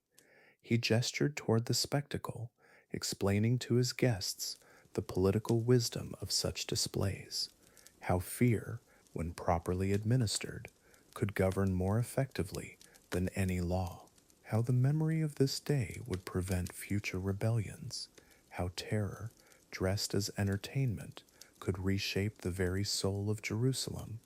The wives began to wail, a sound that rose and fell like ocean waves, their voices carrying across stone streets, echoing off temple walls, drifting through windows where families huddled in fear. This wasn't just mourning, it was the sound of a community having its heart torn out, the fabric of society being shredded in real time. Their grief became another instrument in Jannaeus's orchestra of horror, another note in his symphony of psychological warfare. Hours passed like centuries. The sun began its descent, painting the sky in shades of blood and gold. Still the condemned hung, still the families watched, still the king feasted. Time itself seemed complicit in this cruelty, stretching each moment into an eternity. The dying men whispered prayers, gasped for air, called out to children who could not reach them. Their words became fewer, their movements weaker, yet the spectacle continued, relentless as sunset. And then, the final act of this horrific drama, Jannaeus rose from his cushions, wine staining his royal robes. He gestured with lazy authority, and soldiers moved among the women and children. What happened next defies gentle telling, but history demands witness. The families who had watched their men die were themselves slaughtered. Mother and child, sister and brother, the youngest and oldest, all fell beneath Roman swords, while the crucified men looked on, powerless to intervene. Imagine the cruelest mathematics of that moment. Fathers dying on crosses, forced to witness their entire bloodlines extinguished, their final breaths drawing in not just their own agony, but the sight of everything they ever loved being destroyed. This was psychological torture, refined to its most precise cruelty, each man on each cross watching his world end, his legacy die, his reason for living bleed out on Jerusalem's stones, while a king applauded the performance. The feast continued as bodies were cleared away. Servants brought fresh wine, new delicacies, Musicians played soft melodies to mask the sounds of cleanup. Jannaeus had achieved something unprecedented in the annals of royal cruelty.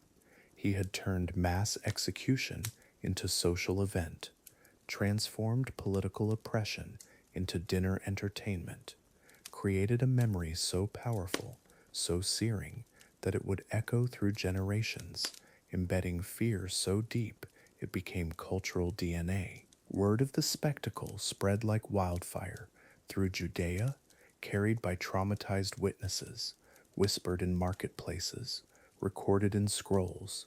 The story grew with each telling, but never lost its essential horror. Children would hear it from their grandparents decades later. Rabbis would reference it in their teachings. The memory became a warning, a cautionary tale, proof that even descendants of heroes like the Maccabees could become monsters when power corrupted absolutely. Archaeological evidence would later confirm the stories. Mass graves filled with the decapitated bones, showing signs of violent death.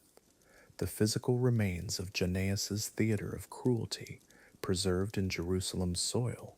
Even the Dead Sea Scrolls would record these events, calling him the Lion of Wrath, documenting his transformation from Jewish king to tyrant.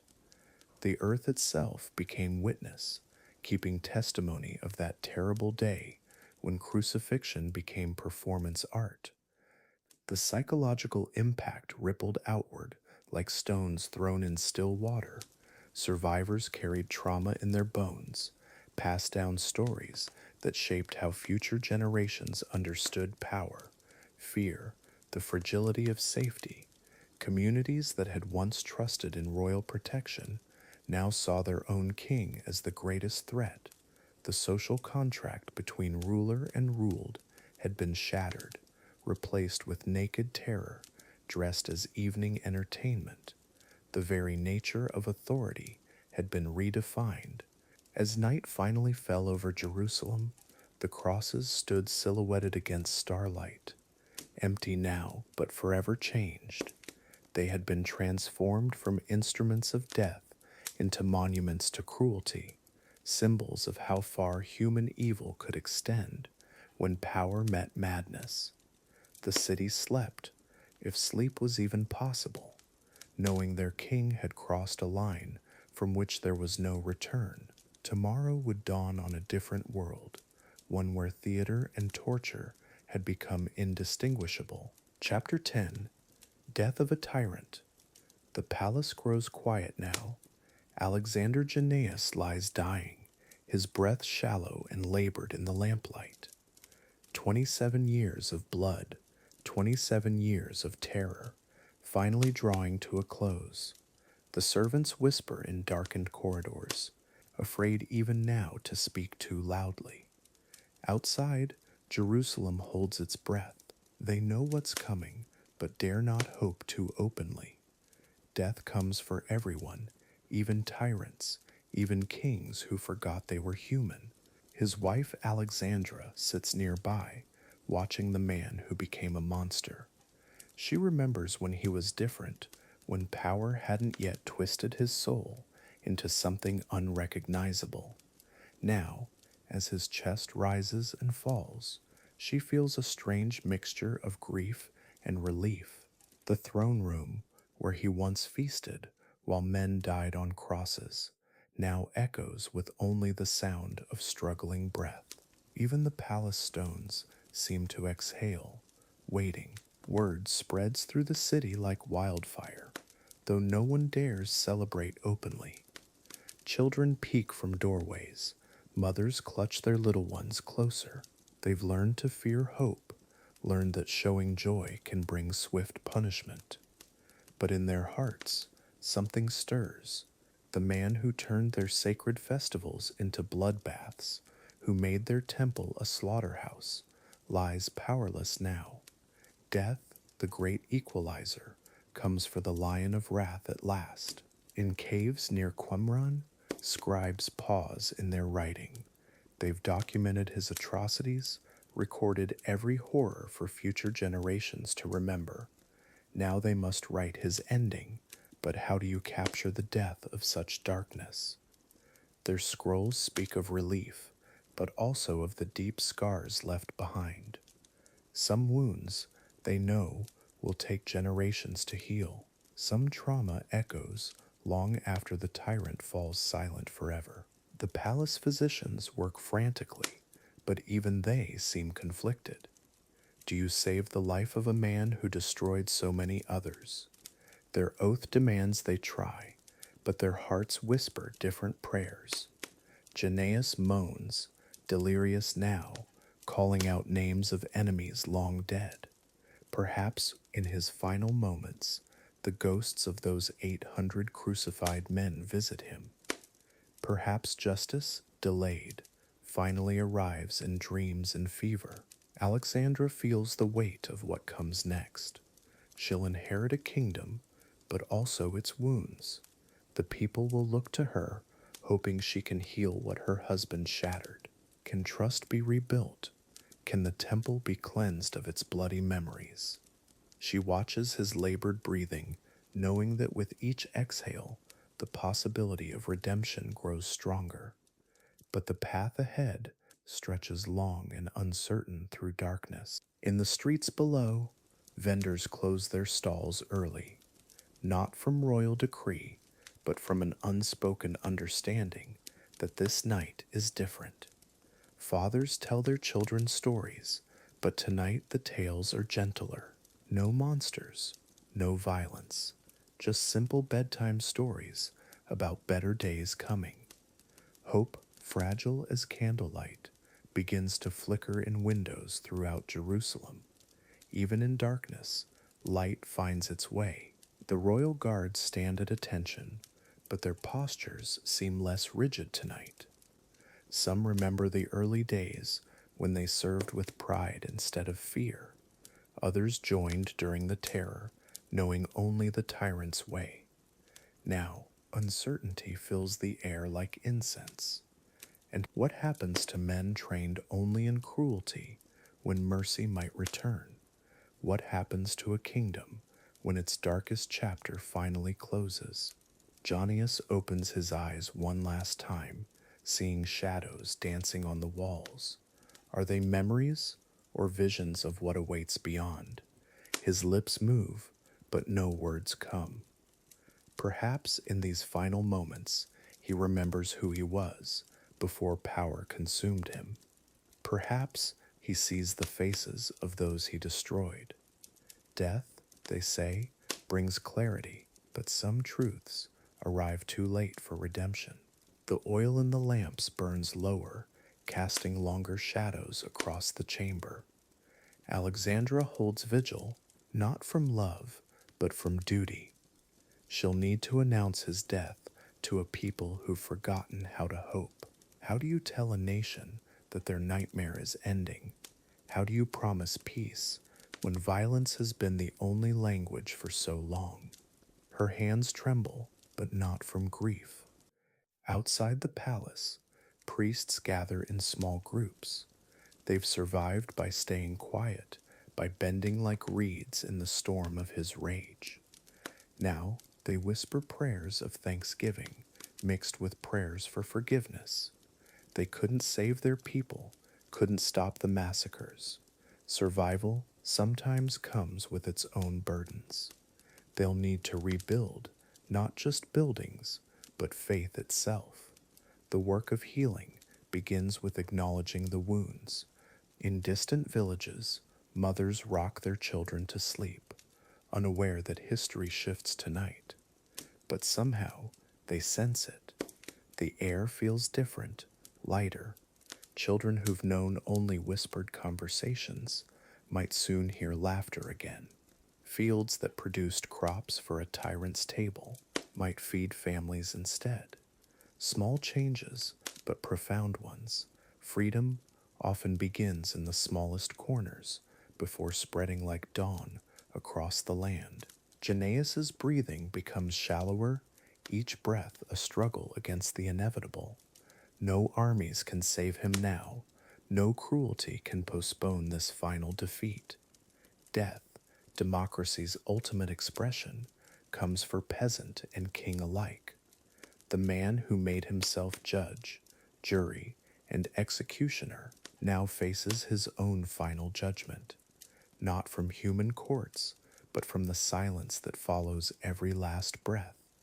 Even tyrants must answer to time. Alexandra feels the moment approach, that threshold between one age and another. She'll rule differently, she must. The people won't accept another Jannaeus, won't survive another reign of terror. She thinks of the Pharisees, those scholars he tortured and killed. Their wisdom, scattered like ashes, must somehow be gathered again. Knowledge, like hope, has a way of surviving even the darkest winters. Spring always follows, no matter how long the night. The palace clock strikes midnight, marking more than just another hour. It marks the end of an era, the closing of a blood-soaked chapter in Jewish history. Jannaeus draws his final breath, and with it releases his hold on a kingdom that never truly belonged to him. Power, borrowed from the people, returns to the people. Even in death, even after such horror, the possibility of redemption remains. Some endings are also beginnings. As dawn approaches, servants begin the rituals of royal death, but their movements carry an almost sacred relief. The lion of wrath roars no more. Jerusalem, scarred but not broken, begins to breathe again. The crosses that once lined the roads stand empty now, monuments to suffering that will soon be removed. History, written in blood, now has a chance to be rewritten in hope. Sometimes the greatest gift a tyrant can give is simply silence. Chapter 11, A Smiling Morning. When Alexander Jannaeus finally drew his last breath in 76 BCE, something extraordinary happened across Jerusalem. The news spread like wildfire through narrow streets and hidden chambers, but the reaction was unlike any royal death before it.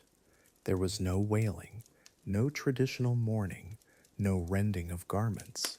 Instead, something far more complex began to unfold.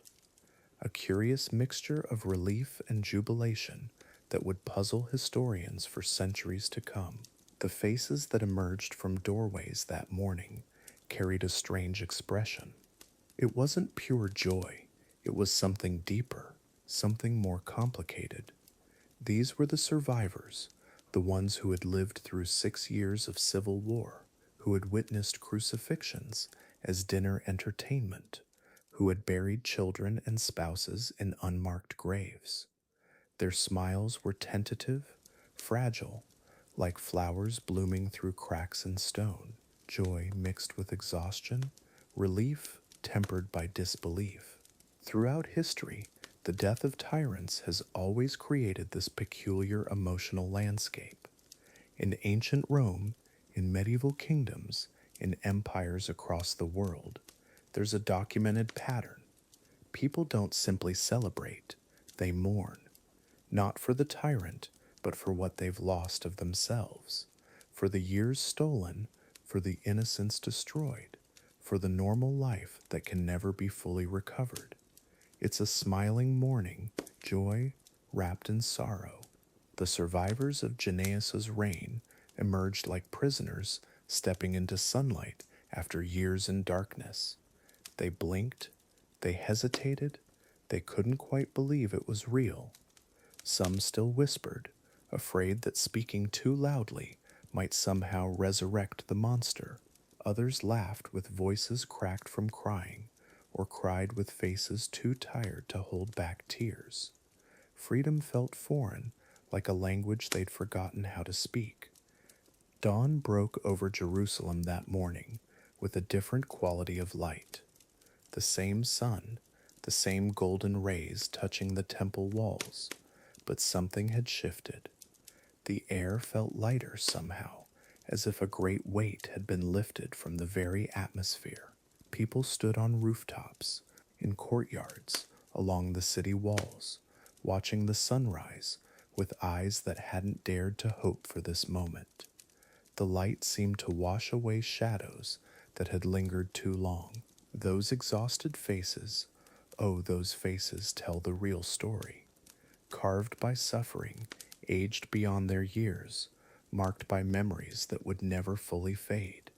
But now they dared to smile, tentatively, at first, like testing frozen ground to see if it would hold, then broader, deeper as the reality sank in.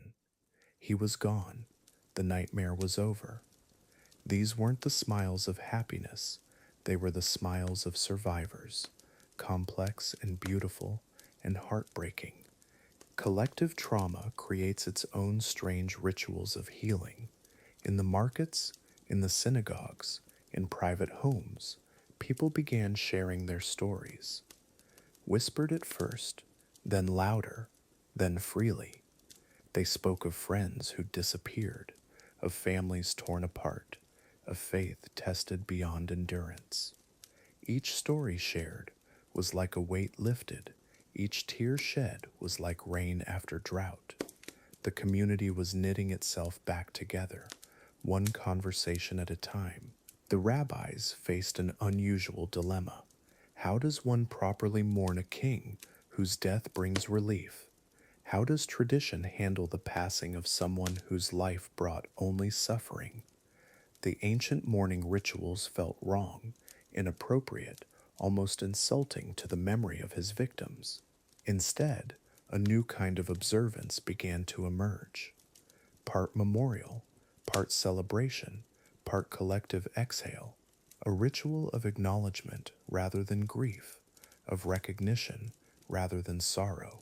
The children were the most telling witnesses to this strange mourning, those old enough to remember life before Jannaeus, those who had grown up knowing only fear. They watched their parents' faces change. They saw smiles they'd never seen before, heard laughter that sounded different, felt an easing in their homes that they couldn't quite name. For many, this was their first taste of what safety might actually feel like. Their innocence, what remained of it, began cautiously emerging. The widows and orphans, they carried the heaviest burden of this complex joy. Their loved ones would never return, never share in this moment of liberation. Their smiles were mixed with bitter tears, their relief shadowed by permanent loss. They celebrated for those who couldn't, mourned for those who wouldn't, carried the weight of survivors' guilt along with survivors' joy. Their grief was layered, complicated, beautiful in its complexity. They smiled for the dead who would finally rest in peace. Religious leaders emerged from caves, from hidden rooms, from exile in foreign lands. They moved cautiously through streets they'd once walked freely, approached the temple they'd been banished from, tentatively resumed practices that had been forbidden. Their voices shook as they began to recite prayers, to teach, to guide. They carried scrolls and traditions preserved in secret, keeping the faith alive in darkness. Now, finally, they could practice in the light. What emerged from this strange day would become something unprecedented in Jewish tradition, a holiday celebrating the death of a Jewish king, not his birth, not his victories, but his death. The sages would later debate whether such a thing was proper, whether joy at death could ever be holy. But the people had already decided. They marked the day, remembered it, passed it down. A holiday born from relief rather than triumph, from survival rather than victory. Archaeological evidence reveals the truth of that morning's complexity. In excavations around Jerusalem, archaeologists have found layers of ash mixed with coins, broken pottery alongside carefully preserved scrolls, signs of both destruction and preservation. The physical remnants tell the story, destruction followed by careful rebuilding, trauma followed by healing. Even the stones remember that strange morning when Jerusalem learned to smile while still learning to grieve. The psychological aftermath would last for generations. Survivors passed down not just stories, but emotions, complex feelings about power, about leadership, about what it means to celebrate the end of suffering. Children would grow up understanding that sometimes joy and sorrow dance together, that healing doesn't mean forgetting, that freedom comes with the weight of memory. The smiling morning became part of Jewish consciousness, part of how they understood survival.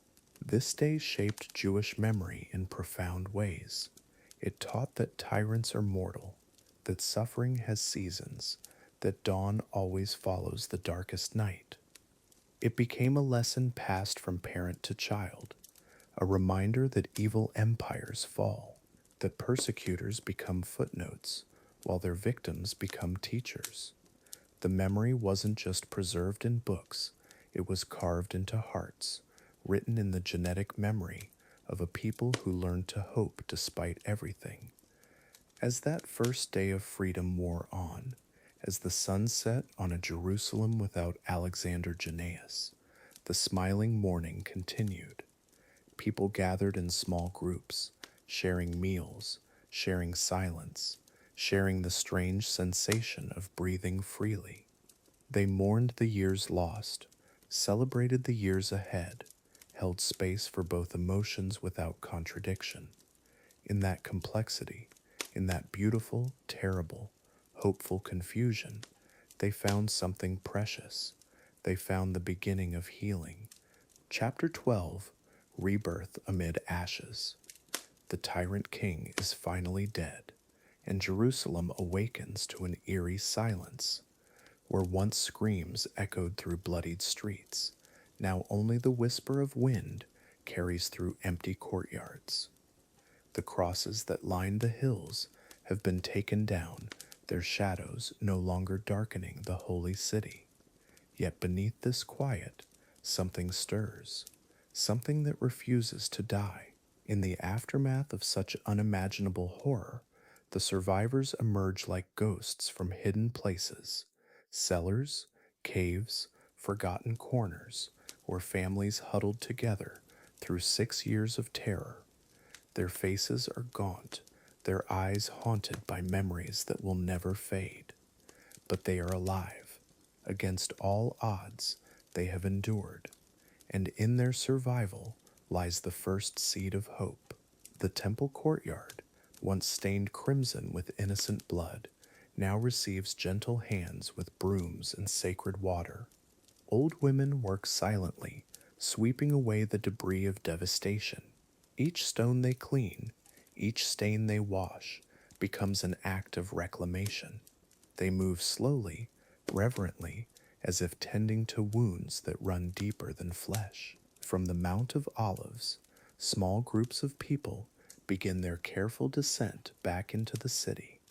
They carry bundles containing their few remaining possessions, family treasures hidden away during the dark years. Children cling to their parents' robes, wide eyes taking in the scarred landscape of their homeland. Step by careful step, they reclaim what was lost. The marketplace, once a vibrant heart of commerce, lies in ruins.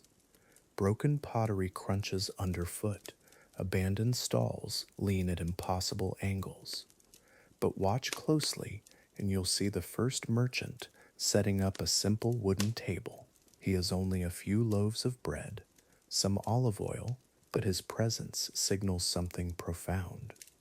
Life is beginning again. In a narrow alley, an elderly rabbi finds a torn Torah scroll among the rubble.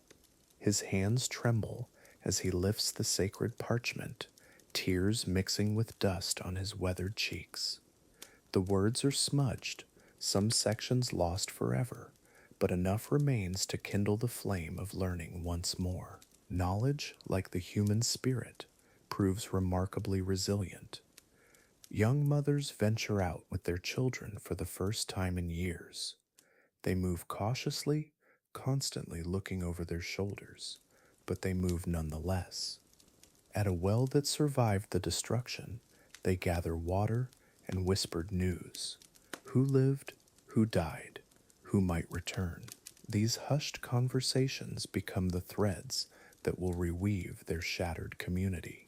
Near the city gates, craftsmen examine the damage with practiced eyes. A carpenter runs his fingers along splintered wood. A stonemason studies cracked foundations. They speak in low voices about materials, about techniques, about the monumental task ahead. But in their planning, there's something beautiful, the unshakable belief that what was broken can be made whole again. As evening falls, small clusters of families gather around modest fires. They share simple meals, bread softened in water, whatever vegetables they've managed to grow in hidden gardens. The portions are small, but they are shared with open hearts. In these humble circles, the ancient traditions of hospitality slowly return to life. In the ruins of a synagogue, survivors work together to clear away fallen stones. Each block they move requires multiple hands, multiple hearts united in purpose. They work without speaking, but their synchronized movements tell a story of determination. Where once division and fear ruled, cooperation quietly takes root in the fertile soil of shared suffering. Children who grew up knowing only terror begin to remember how to play. At first, their games are subdued, cautious, but gradually, laughter returns to Jerusalem's streets. A small boy rolls a clay marble through the dust. Two girls braid flowers into crowns. These innocent sounds, more precious than gold, announce that the future still holds possibilities. The healing arts, suppressed during the reign of terror, quietly resurface. An old woman remembers her grandmother's remedies, mixing herbs to soothe wounded bodies and traumatized minds.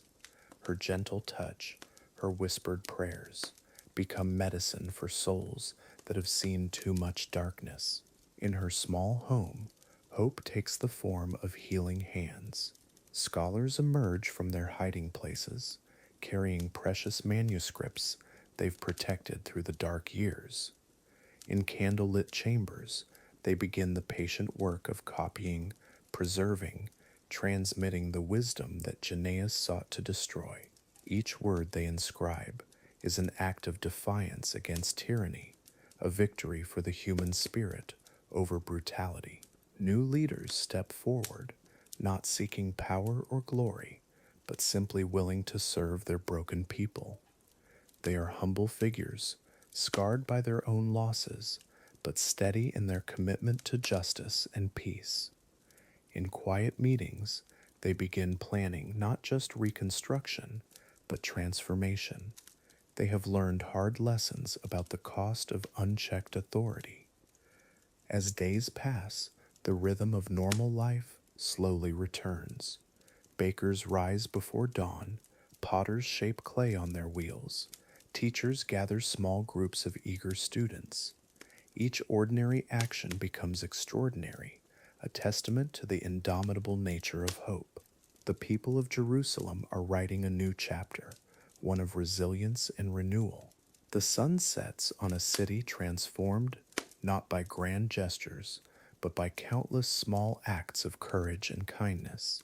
From these ashes of horror, something beautiful is emerging. The worst of humanity has been witnessed, survived, and overcome. Now, as we approach our story's end, we see that even in the darkest times, light finds a way. Chapter 13, Echoes of the Past. In the quiet moments between dusk and dawn, Jerusalem whispers its memories. The ancient stones remember everything, the laughter of children in temple courtyards, the tears of mothers who lost everything, the prayers that rose like incense through centuries of pain. Tonight, we walk among these echoes, feeling how the past shapes every tradition, every holiday, every sacred moment that still brings light to darkness. The western wall stands silent now, but listen closely. Can you hear them? The voices of generations who touched these same stones with trembling hands. Pilgrims who traveled impossible distances, refugees who found sanctuary here, children who learned their first prayers against this weathered limestone. Each touch left something behind: hope, grief, gratitude, creating an invisible tapestry of human experience that still comforts those who come seeking peace. Through narrow alleyways where shadows dance with candlelight, the old customs persist. A grandmother lights Shabbat candles, just as her grandmother did, just as her grandmother's grandmother did, an unbroken chain stretching back through centuries of change. The flame flickers the same way it did when Alexander Jannaeus ruled with iron fists. But the light endures, always the light endures, carrying forward the wisdom of survival. In study halls where scrolls unfurl like ancient rivers of knowledge, scholars debate the same questions their ancestors pondered. Their voices echo discussions that began in caves, continued in ghettos, survived in hidden cellars. The Talmudic debates that started as whispers of resistance against tyranny have become foundations of modern Jewish thought, proving that ideas, unlike empires, can truly last forever. The archaeological layers beneath Jerusalem tell stories in fragments: pottery shards from the Hasmonean period, coins bearing Alexander Jannaeus's face, evidence of lives interrupted by violence. But deeper still lie older fragments: children's toys, wedding rings, cooking vessels, reminders that even in the darkest times, people fell in love, raised families, shared meals, created beauty. Life persisted, love persisted, hope persisted. Fast days were born from trauma, but became teachers of empathy. The mourning rituals that began with specific tragedies evolved into universal practices of remembrance. When Jews fast today, they don't just remember ancient suffering, they cultivate compassion for all who suffer. The echoes of the past transform personal pain into collective wisdom, turning historical wounds into sources of healing for future generations. Holiday celebrations carry hidden layers of meaning, each tradition a small victory over forgetting. The Passover Seder doesn't just commemorate Exodus from Egypt, it encompasses every liberation, every escape from tyranny. The Hanukkah candles don't just remember the temple miracle, they honor every time light conquered darkness, every moment when the few stood against the many and somehow prevailed. In synagogues around the world, the same melodies rise, haunting tunes that carry the weight of centuries. Some were born in Spanish courtyards before expulsion, others in Eastern European villages that no longer exist. The music remembers what maps forget, connecting modern worshippers to ancestors they never knew, creating bridges across time through the simple act of shared song. The Hebrew language itself is an echo, words that died and were reborn, prayers that survived in whispers, stories that lived in memory when books were forbidden. Every conversation in modern Hebrew carries traces of ancient texts: marketplace negotiations, love letters, lullabies. The language that pharaohs tried to silence now fills classrooms with children's laughter, the ultimate echo of resilience. Family names tell stories of wandering names that changed with borders, adapted to new tongues, hid identities for survival. Some carry echoes of professions: goldsmith, scribe, merchant. Others remember places that exist only in memory, vanished villages, destroyed communities. Each name is a small monument to someone who chose continuation over surrender, who passed life forward despite everything. The kosher kitchen preserves more than dietary laws. It maintains a connection to the sacred in daily life. The separation of meat and dairy, the blessing over bread, the careful preparation of holiday meals. These practices echo ancient temple rituals adapted for home worship. Every meal becomes a small ceremony, every kitchen table an altar where family gathers to remember who they are. Memorial practices transform individual grief into collective memory. The Yarzite candle that burns for 24 hours echoes the eternal flame of the temple. Saying Kaddish for the dead connects mourners to a chain of grieving that stretches back millennia. Even in loss, the community ensures no one grieves alone, creating rituals that honor the past while comforting the present. Stories passed from parent to child become the living archive of survival. Tales of narrow escapes, unexpected kindness, miraculous coincidences. These family legends echo the larger narrative of Jewish endurance. Each story adds another thread to the tapestry, another reason to believe that tomorrow might bring something beautiful, something worth surviving for, something worth celebrating. The cycle of seasons brings echoes of agricultural festivals transformed by exile, Sukkot booths that remember harvest celebrations and wilderness wandering, Shavuot that honors both spring harvest and receiving the Torah. Urban Jews who haven't farmed for generations still mark time by these ancient rhythms, staying connected to the earth through ceremony, finding meaning in cycles older than cities. Even in the darkest chapters, seeds of renewal were planted. The scholars who preserved texts during persecution, the mothers who taught children lullabies in hidden languages, the communities that rebuilt after destruction. Their quiet acts of preservation echo through time. They remind us that healing is possible, that cultures can survive trauma, that hope is a choice that compounds across generations. As dawn breaks over Jerusalem, the echoes fade into whispers, but never into silence. The past lives in every prayer, every holiday, every family tradition that continues despite everything that tried to stop it. The echoes of the past don't trap us in sorrow. They remind us that survival is sacred, that memory can become medicine, that every new day is another small victory over darkness. Chapter 14, The Legacy of Horror. In the quiet aftermath of Jannaeus' reign, when the crucifixes were finally taken down and the blood washed from Jerusalem's stones, something profound had shifted in the Jewish soul. The survivors who emerged from hiding, who buried their loved ones in mass graves, carried within them scars that would echo through generations. These weren't just physical wounds, but spiritual ones that would reshape an entire people's understanding of faith, resilience, and what it means to endure. The horror of those 6 years didn't simply end with Jannaeus' death. It became woven into the very fabric of Jewish identity.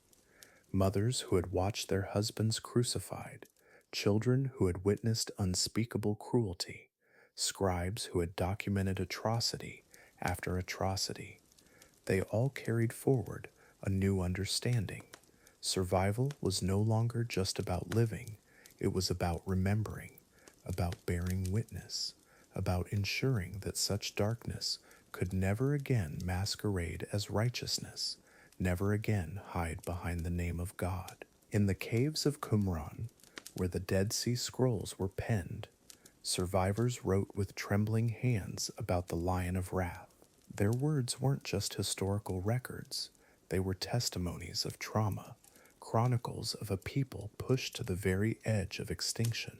Yet within these scrolls, between the lines describing crucifixions and massacres, something else emerged, a quiet defiance, a determination that suffering would not have the final word, that tyranny would not define them, that light must somehow survive the darkness. The Pharisees who survived, those who had escaped Jannaeus's crosses, they didn't respond with vengeance. Instead, they chose something far more powerful. They chose to teach, to preserve, to ensure that future generations would understand not just what happened, but why it mattered. They transformed their trauma into wisdom, their suffering into strength, their loss into a legacy of learning. The very people Jannaeus tried to destroy became the guardians of Jewish memory, the keepers of both horror and hope. Archaeological evidence tells us the story that ancient texts sometimes cannot. Mass graves with decapitated remains, pottery shards bearing the marks of violence, coins minted during those terrible years, all speak to the reality of Jannaeus's cruelty. But they also speak to something else, the stubborn persistence of life. Families who buried their dead with care, communities that rebuilt their synagogues, merchants who continued to trade, people who refused to let horror have the final word, who chose to live, to continue, to remember. The festival of Hanukkah, once a simple celebration of victory and rededication, became something deeper after Jannaeus. The light of the menorah now flickered against the memory of crucifixes. The oil that burned for 8 days seemed to whisper of other lights that had been extinguished too soon. The victory of the Maccabees now cast shadows that reached forward through generations, reminding everyone that triumph can curdle into tyranny, that heroes can become monsters, that vigilance is the price of freedom. In Jewish homes across the ancient world, as families lit their Hanukkah candles, the flames carried a different meaning. Now, each flickering light was both celebration and memorial, both joy and sorrow, both hope and warning. Parents would whisper to their children about the importance of questioning authority, of remembering that power corrupts, of understanding that sometimes the greatest enemies come from within. The holiday's innocence was lost, but perhaps something more precious was gained. Wisdom born from suffering, strength forged in the fires of trauma. The concept of resilience, of surviving against impossible odds, became deeply embedded in Jewish consciousness after Jannaeus. This wasn't the resilience of warriors or heroes, but the quiet persistence of ordinary people who had seen the worst humanity could offer and chose to continue anyway. Mothers who sang lullabies after burying children, fathers who worked to rebuild what tyrants had destroyed, scribes who recorded truth when lies seemed easier, all of them embodying a new kind of courage, the courage to hope when hope seemed foolish. The memory of those 800 crucified Pharisees, their wives and children slaughtered before their dying eyes, became a sacred burden, not to be forgotten, but also not to be allowed to poison the future with bitterness. Instead, their sacrifice was transformed into something powerful, a reminder that some things are worth dying for, that integrity cannot be crucified, that truth survives even the most brutal attempts to silence it.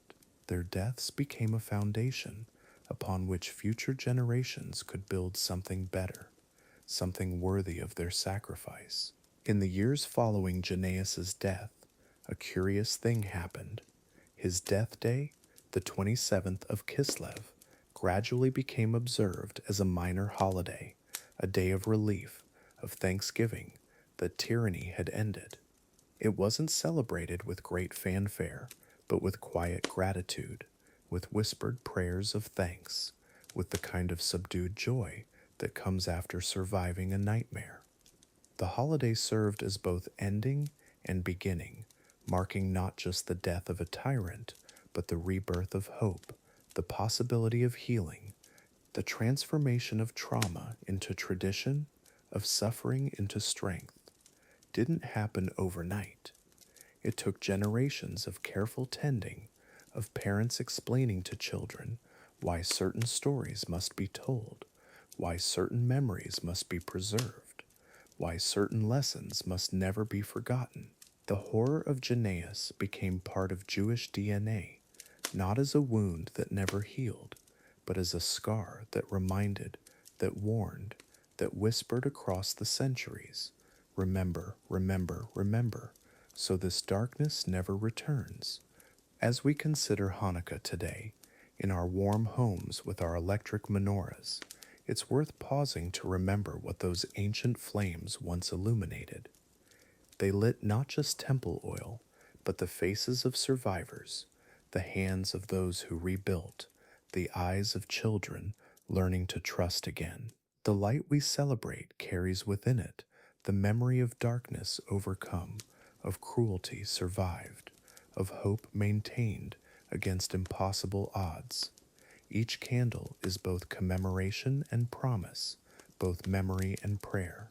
The deeper significance of Hanukkah, now tinged with the memory of unspeakable atrocity, invites us to introspect on what it truly means to rededicate, not just temples made of stone, but hearts hardened by trauma, communities fractured by violence, spirits broken by betrayal. The festival asks us to consider what oils we pour, what flames we tend, what lights we choose to kindle in the darkness. Do we light candles of revenge or candles of renewal, of remembrance, of resilience, of hope that refuses to be extinguished? The legacy of horror that Jannaeus left behind ultimately became a testament to the human capacity for transformation. Not the transformation of victims into victors, but something far more profound, the transformation of suffering into wisdom, of trauma into teaching, of memory into meaning. The Jewish people didn't just survive Jannaeus, they transcended him. They took his attempt to destroy them and turned it into a source of strength, a foundation of faith, a wellspring of resilience that would sustain them through countless future trials. In the end, the true victory wasn't military or political, it was spiritual. It was the decision to let light triumph over darkness, to let memory serve healing rather than hatred, to let the past inform the future without imprisoning it. The 800 crucified Pharisees, their wives, their children, they weren't forgotten. But neither were they allowed to become the final word. Instead, they became the first word, the opening line of a story about how ordinary people can overcome extraordinary evil, how light can emerge from the deepest darkness, how hope can survive anything. So tonight, as you drift toward sleep, carry with you this knowledge that the Festival of Lights burns brighter because it has known such darkness, that its oil is more precious because it was nearly extinguished, that its victory is more complete because it was so dearly bought. The horror of Jannaeus didn't diminish Hanukkah, it deepened it, enriched it, made it not just a celebration of military triumph, but a testament to the unconquerable human spirit, a reminder that even in our darkest hours, light endures. Chapter 15, Whispered Truths, Quiet Resolution. And so we arrive at the end of our dark journey through history's shadows. The echoes of Jannaeus' cruelty begin to fade, replaced by something softer, something healing. In these final moments together, we find peace and understanding that even the darkest chapters of human experience eventually turn toward light. Let your breathing slow as we reflect the archaeological evidence we explored, the mass graves, the testimonies carved in stone. They whisper their truths, not to torment us, but to teach us.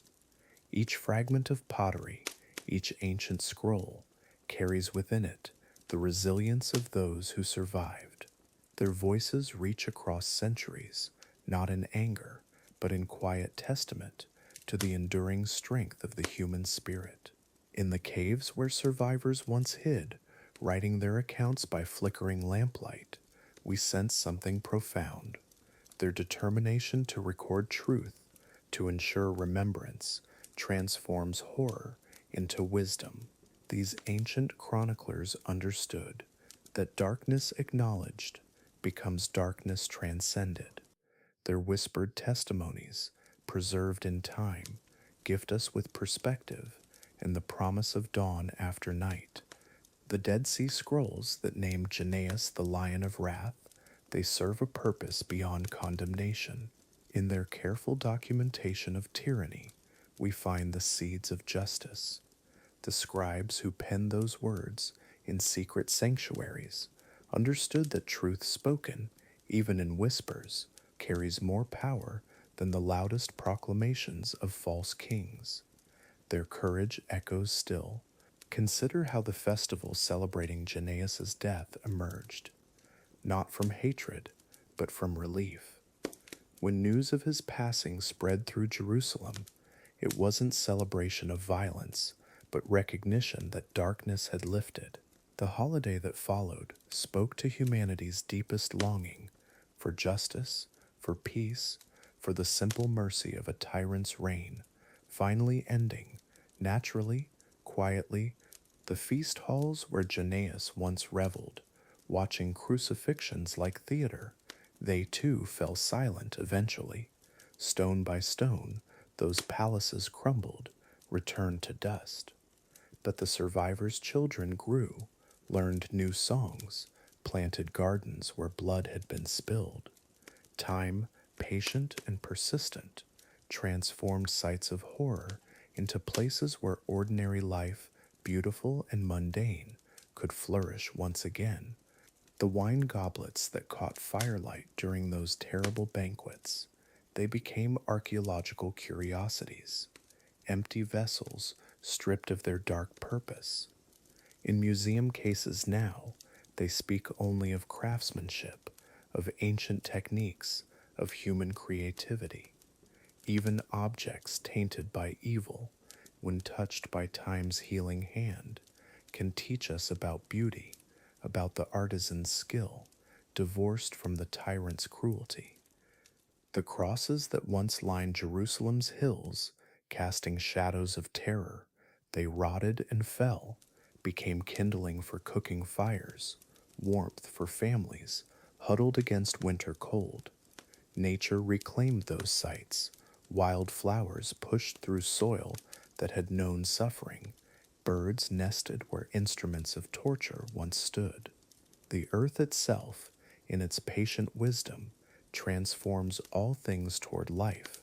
In the archaeological sites we visited, bathed in melancholy dawnlight, researchers work with reverent care. Their brushes, gentle as whispers, uncover not just evidence of ancient horrors, but also proof of renewal. Cooking pots, children's toys, wedding rings, all buried alongside the darker artifacts, testament that life, stubborn and beautiful, always reasserts itself after trauma passes. The Pharisees who suffered under Jannaeus' reign, their religious traditions didn't die with them. Students carried teachings forward, preserved wisdom, adapted ancient practices for new generations. In synagogues built on foundations of faith rather than fear, their voices continue not in lamentation, but in celebration of survival, of community, of the unbreakable human bond with the divine. The civil war that raged for 6 years, claiming 50,000 lives, it ended not in victory, but in exhaustion. When armies finally laid down their weapons, survivors discovered something precious, the shared desire for simple peace. Former enemies met at wells, in marketplaces, recognizing in each other the same weariness, the same longing for normal days, unmarked by violence. The foreign armies that Jannaeus invited against his own people, they departed eventually, taking their weapons and their wages, leaving behind only footprints that rains would wash away. But the communities they tried to destroy, those endured, rebuilt, remembered. In the end, outside force cannot long suppress a people's will to preserve their identity, their faith, their hope for tomorrow. The libation water Jannaeus poured on his feet, mocking sacred ritual. It dried and was forgotten, but the ritual itself, the holy ceremony he desecrated, continued in faithful hearts. In hidden chambers, in whispered prayers, devotion survived despite degradation. The sacred, when rooted in genuine reverence, proves more durable than any tyrant's mockery, more lasting than temporal power. As we close this dark chapter of history, let us remember that knowing such stories serves a purpose, not to disturb our sleep with nightmares, but to deepen our appreciation for peace. The very fact that we can rest safely, that we can speak freely about such events, honors those who couldn't.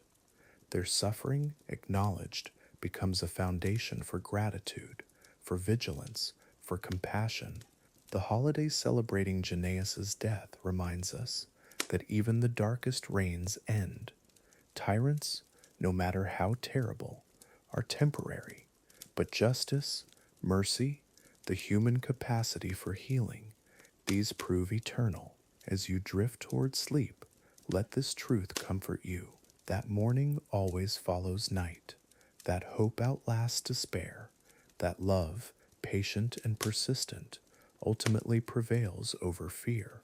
So rest now, knowing that history's whispered truths, however dark, lead us toward wisdom. The echoes of ancient suffering, transformed by time and understanding, become lullabies of resilience, songs of survival, hymns of hope. Close your eyes, let peaceful sleep embrace you, trusting that dawn always comes, that healing follows hurt, that tomorrow holds promise, that you are safe and loved and free